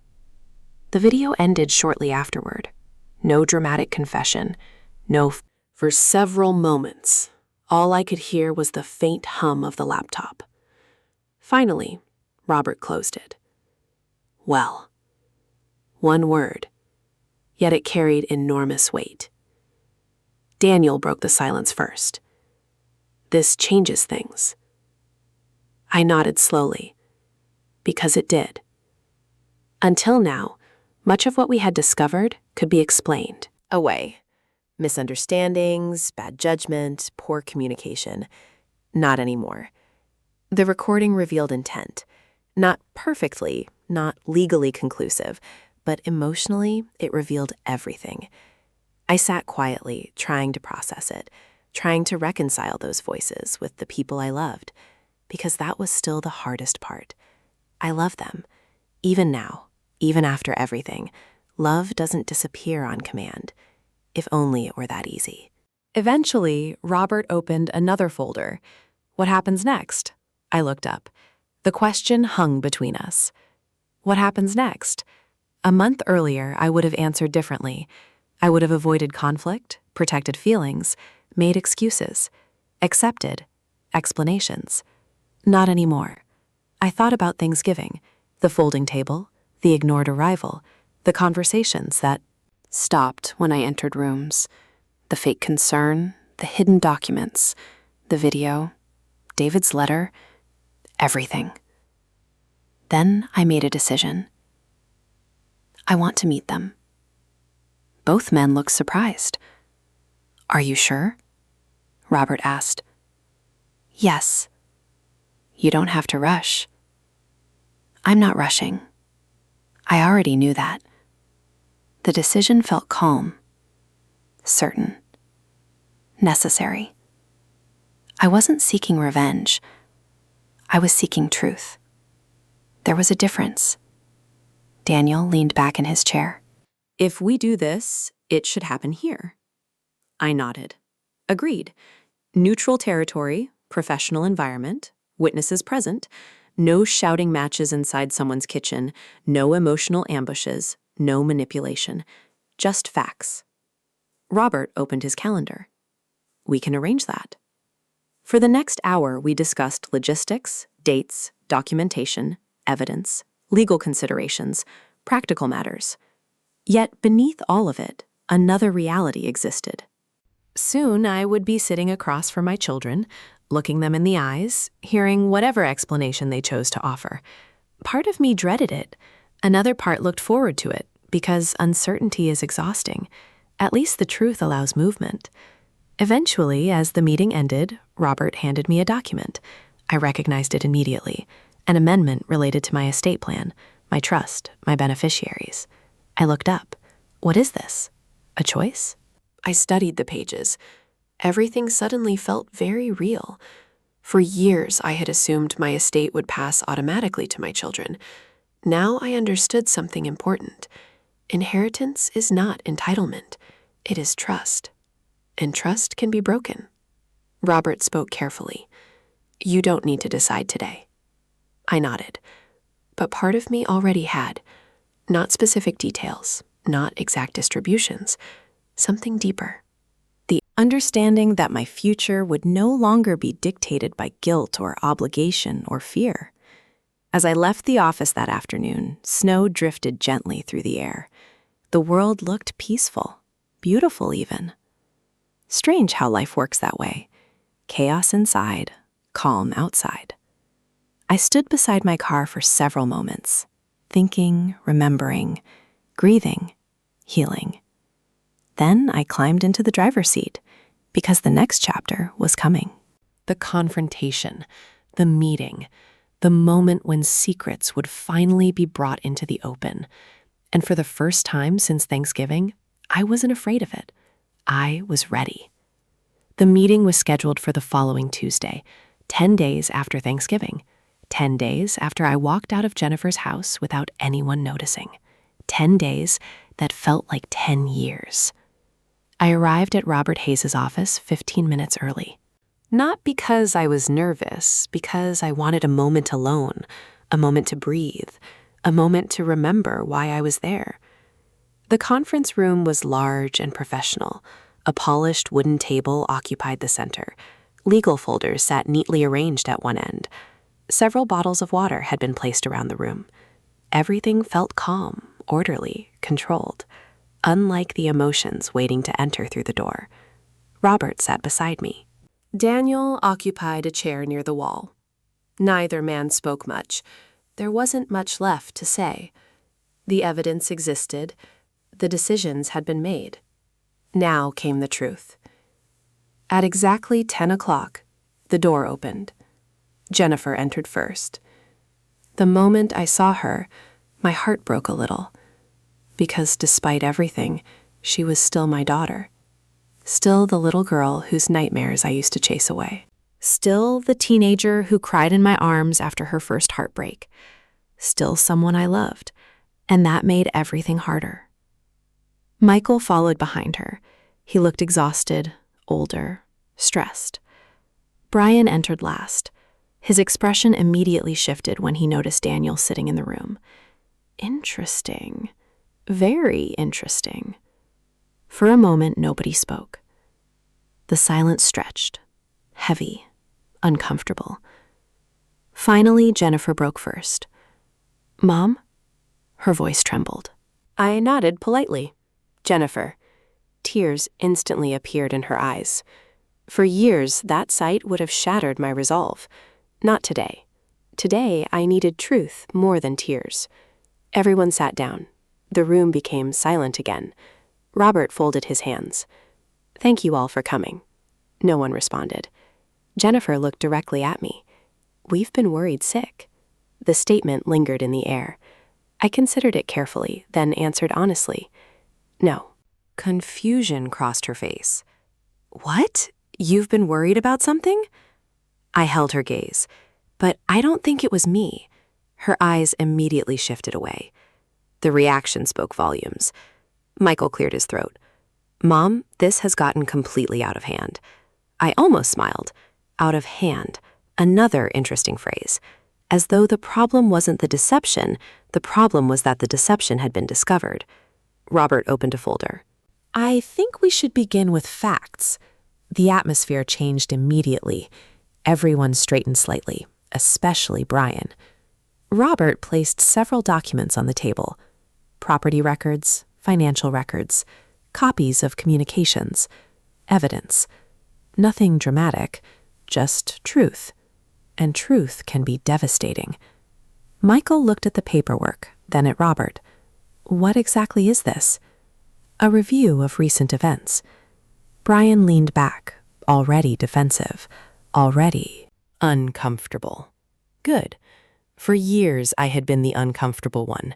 Now it was their turn. Robert began calmly. "We have evidence of discussions regarding Renee's property." No one spoke. "We have evidence of conversations regarding assisted living." Still silence. "We have evidence of attempts to obtain legal control over assets."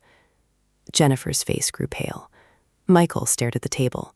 Brian remained motionless. Then Robert placed the video transcript in front of them. That finally got a reaction. Brian's jaw tightened. Jennifer looked terrified. Michael closed his eyes. They knew immediately. They knew exactly what it was. The room remained silent for several moments.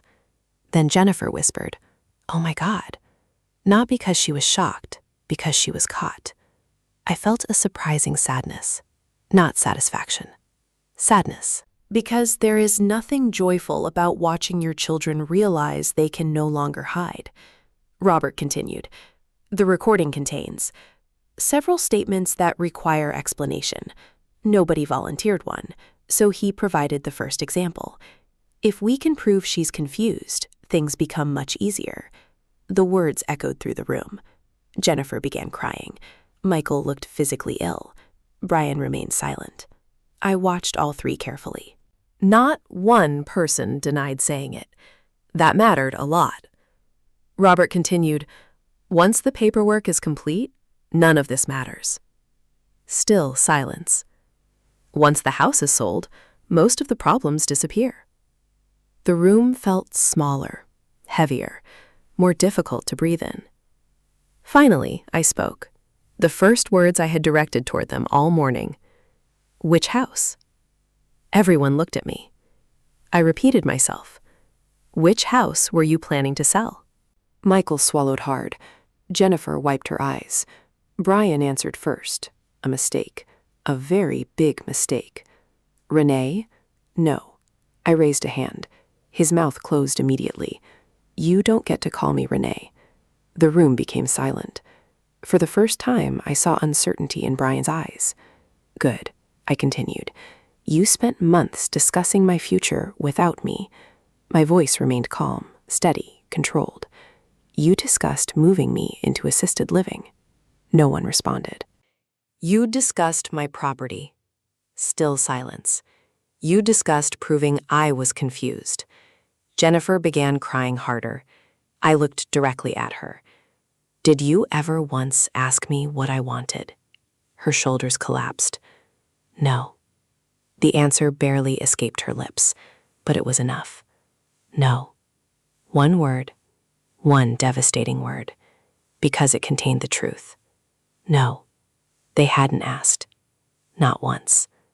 I turned toward Michael. "Did you?" He stared at the table. No. Another truth. Another wound. Then I looked at Brian, the architect, the man at the center of so much. "What about you?" His expression hardened. For the first time, defensiveness replaced fear. "We were trying to help?" The sentence almost made me laugh. Help. Such a beautiful word. Such an ugly excuse. "Help me?" I asked quietly. "Or help yourselves?" Silence answered for him. Robert slid another document across the table. Brian immediately recognized it. The debt. The color drained from his face. Now everyone knew. Jennifer looked at the numbers, then looked at her husband. "What is this?" Brian didn't answer. She looked again. "What is this?" Still silence. Then realization appeared. Slowly, painfully. The second mortgage, the loans, the business debts, everything. Jennifer stared at him as though seeing a stranger. Tears stopped. Shock replaced them. "You told me we were fine." Brian looked away, and in that moment, everything unraveled. Not because of me, because lies rarely survive sunlight. Michael finally spoke. His voice sounded defeated. "It wasn't supposed to go this far." I looked at him, the little boy who once brought me dandelions, the grown man sitting across from me now. Then how far was it supposed to go?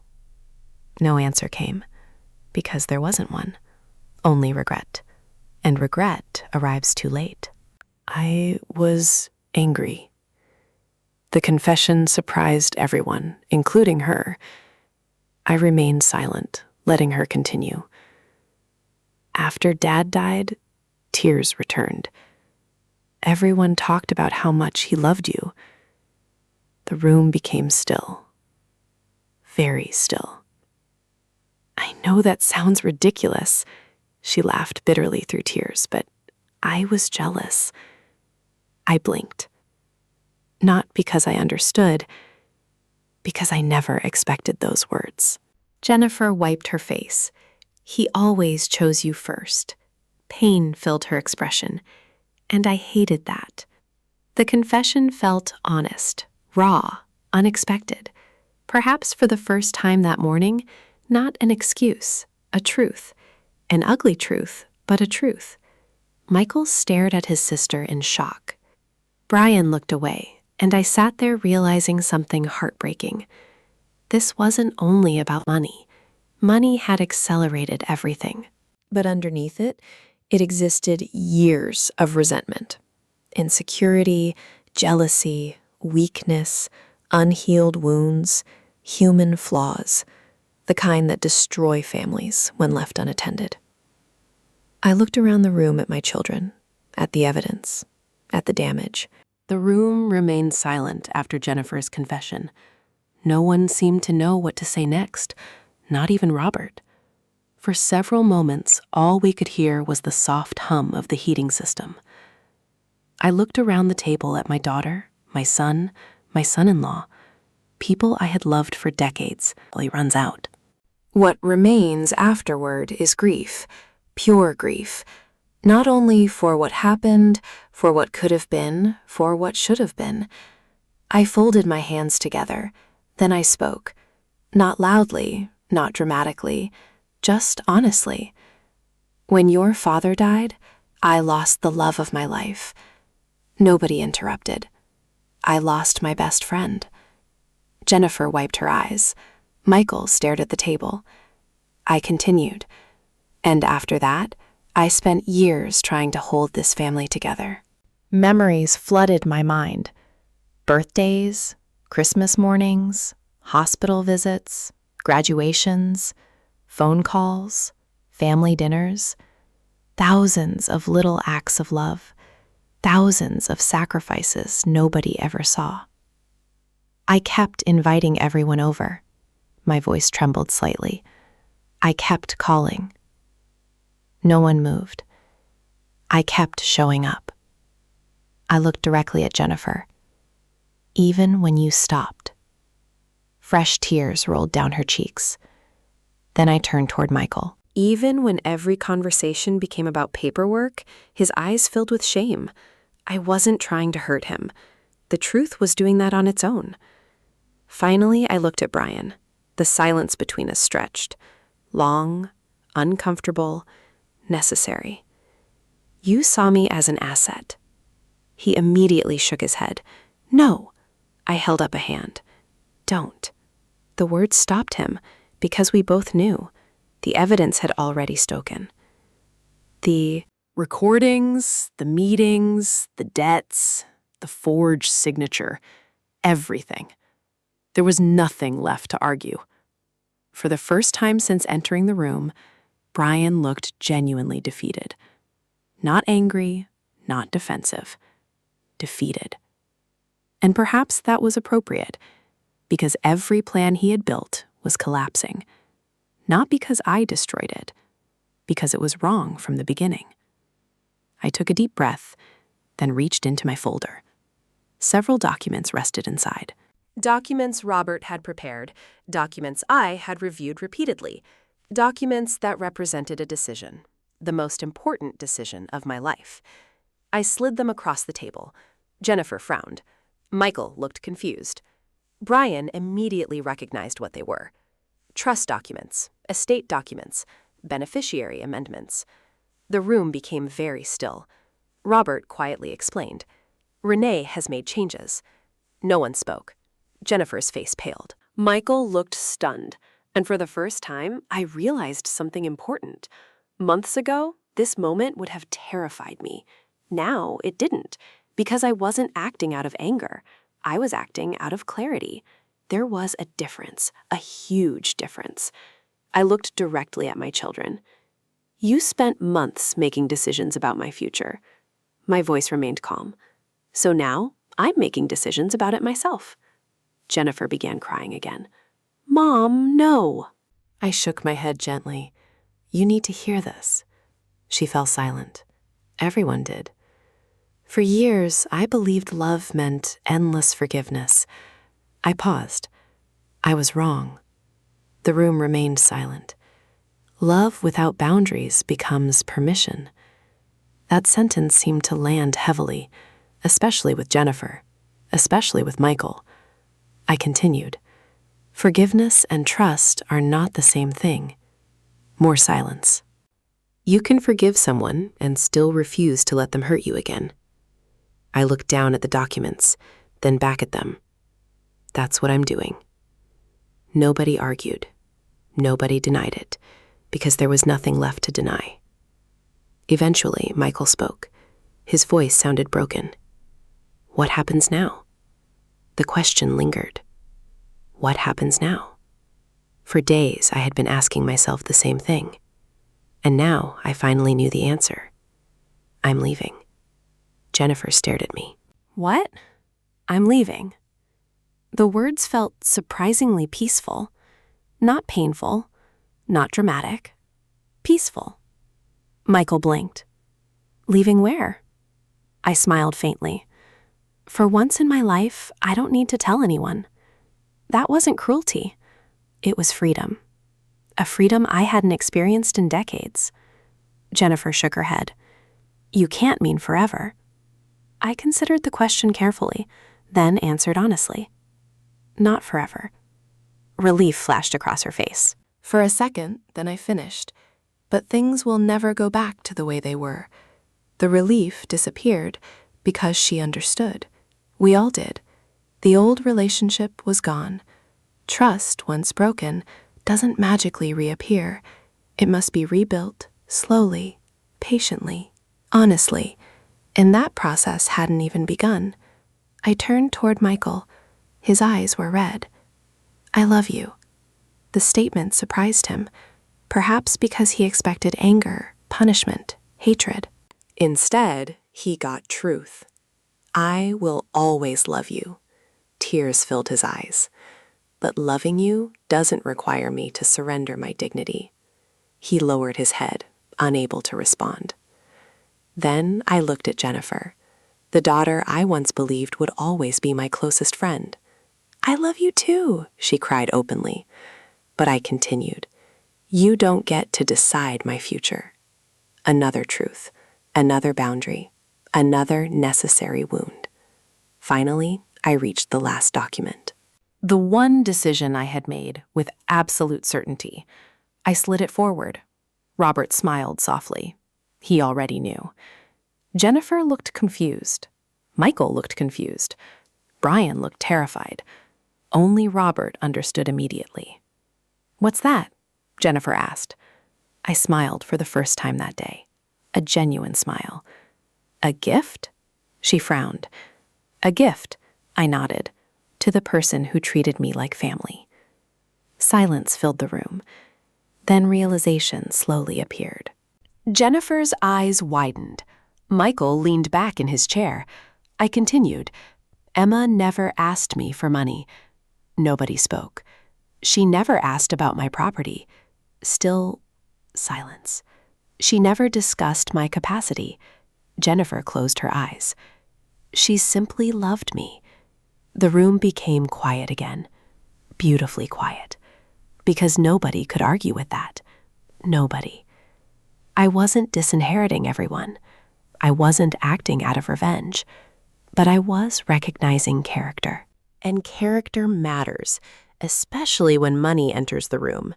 The meeting ended shortly afterward, not dramatically. No screaming, no threats, no theatrical exits, just truth. Painful truth. Necessary truth. As everyone stood to leave, Jennifer approached me. For a moment, neither of us spoke. Then she whispered, I'm sorry. The words sounded genuine. For the first time, I believed her. Not enough to erase the past, but enough to hear them, enough to accept them. I hugged her briefly, then stepped away. Michael hugged me too. His shoulders shook slightly. I held him for a moment, then let go. Brian never approached. Perhaps he understood there were no words left. Perhaps he knew some damage takes years to repair, maybe longer. As I walked toward the door, I felt lighter than I had in years. Not because everything was fixed, because it wasn't. Not because justice felt satisfying, because it didn't. I felt lighter because I had finally chosen myself, after a lifetime of choosing everyone else. And as I stepped outside into the cold afternoon air, I realized something important. The woman who left Thanksgiving dinner unnoticed was gone. In her place stood a woman who finally understood her worth.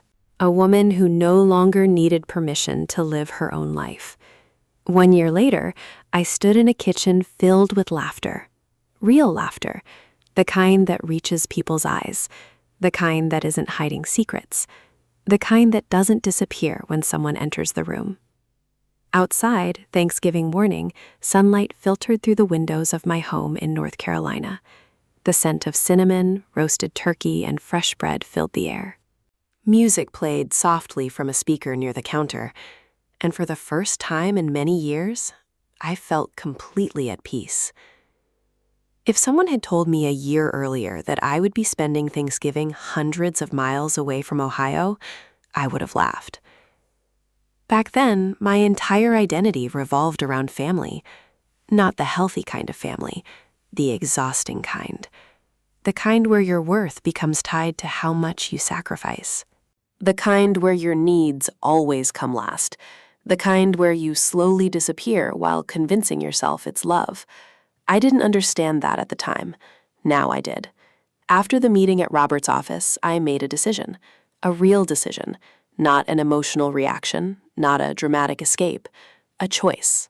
I moved to North Carolina, not because I was running away, because I was moving toward something. Toward peace, toward freedom, toward a life I had postponed. David and I had visited North Carolina several times during our marriage.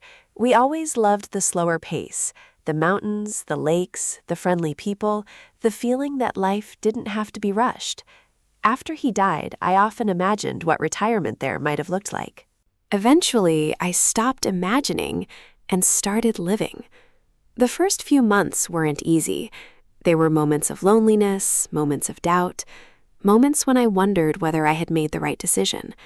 Change is difficult at any age, perhaps especially later in life. But something unexpected happened. Without all the chaos, I began hearing my own thoughts again. I started reading more, walking more, smiling more. I joined a community center, volunteered twice a week, met people who knew nothing about family drama, property disputes, or betrayal. People who simply enjoyed my company. People who valued me for who I was rather than what I owned. That alone felt revolutionary. One afternoon, I met a widow named Carol during a volunteer event, then another woman named Susan, then a retired teacher named Helen. Friendships formed. Naturally, not because anyone needed something, because we genuinely enjoyed being together. It reminded me that family isn't always defined by blood. Sometimes it's defined by kindness, respect, consistency, the things my old life had been missing. The Thanksgiving gathering I hosted that year reflected that lesson. Some guests were friends, others were widows and widowers from the community. A few were people who simply had nowhere else to go. One gentleman had lost his wife 2 years earlier. Another woman had no surviving relatives. A retired veteran arrived carrying a homemade pie. Everyone brought something. Everyone contributed. Everyone belonged. Nobody sat at a folding table in the corner. Nobody felt invisible. That mattered to me more than anyone realized. As I checked the turkey in the oven, my phone buzzed. A message. I already knew who it was. Jennifer. For a long moment, I stared at the screen. A year earlier, seeing her name would have filled me with anxiety. Now it filled me with something else. Acceptance. Not complete healing, but acceptance. Our relationship had changed dramatically after the meeting. The first few months were difficult. Painful conversations, awkward silences, honest apologies, slow rebuilding. Trust wasn't restored overnight, nor should it have been. But effort mattered, consistency mattered, and to Jennifer's credit, she kept trying. The message was simple. Happy Thanksgiving, Mom. I love you. I smiled, then replied, Happy Thanksgiving. I love you too. Because despite everything, love remained. Love had survived. Trust needed rebuilding, but love survived. A second message arrived moments later. Michael, Happy Thanksgiving, Mom. The message continued. Thank you for giving us a chance to do better. I stared at it for a while, then smiled. because that was all I had ever wanted. Not perfection, growth, accountability, honesty. I sent a short response. Happy Thanksgiving, Michael. The truth was that the previous year had changed him too. The financial crisis forced difficult conversations, difficult truths, painful lessons. For the first time in years, he stopped viewing me as someone who would always rescue him, and strangely enough, that improved our relationship. Boundaries often do, not because they create distance, because they create respect. The front door opened. A familiar voice filled the house. Grandma! My face instantly lit up. Emma! She rushed into the kitchen and wrapped her arms around me. I hugged her tightly, longer than usual, because some people deserve extra gratitude, and Emma certainly did. She had visited several times throughout the year, sometimes alone, sometimes with Jennifer. Her honesty had changed everything, not because she exposed secrets, because she chose integrity, a rare quality, a valuable one. She stepped back and smiled. Something smells amazing. I laughed. Good answer. She grinned. You taught me well. Maybe I had, maybe not, but I knew one thing. Emma had become the living reminder that character matters more than inheritance, more than money, more than property, much more. The afternoon passed quickly. Guests arrived, food was served, stories were shared, laughter echoed through the house. At one point, I stepped onto the back porch, alone, just for a moment, just long enough to look at the mountains in the distance. The air felt crisp, clean, peaceful. I thought about Thanksgiving 1 year earlier, the ignored conversations, the folding table, the silent departure, the heartbreak, the betrayal, everything. And then I thought about where I stood now, surrounded by people who appreciated me, living a life I chose, free from guilt, free from manipulation, free from the need to earn love through sacrifice. A strange realization settled over me. I wasn't grateful for what happened. I would never be grateful for betrayal, but I was grateful for what it revealed, because sometimes losing the wrong table allows you to find the right one. The old Thanksgiving table had been built on obligation.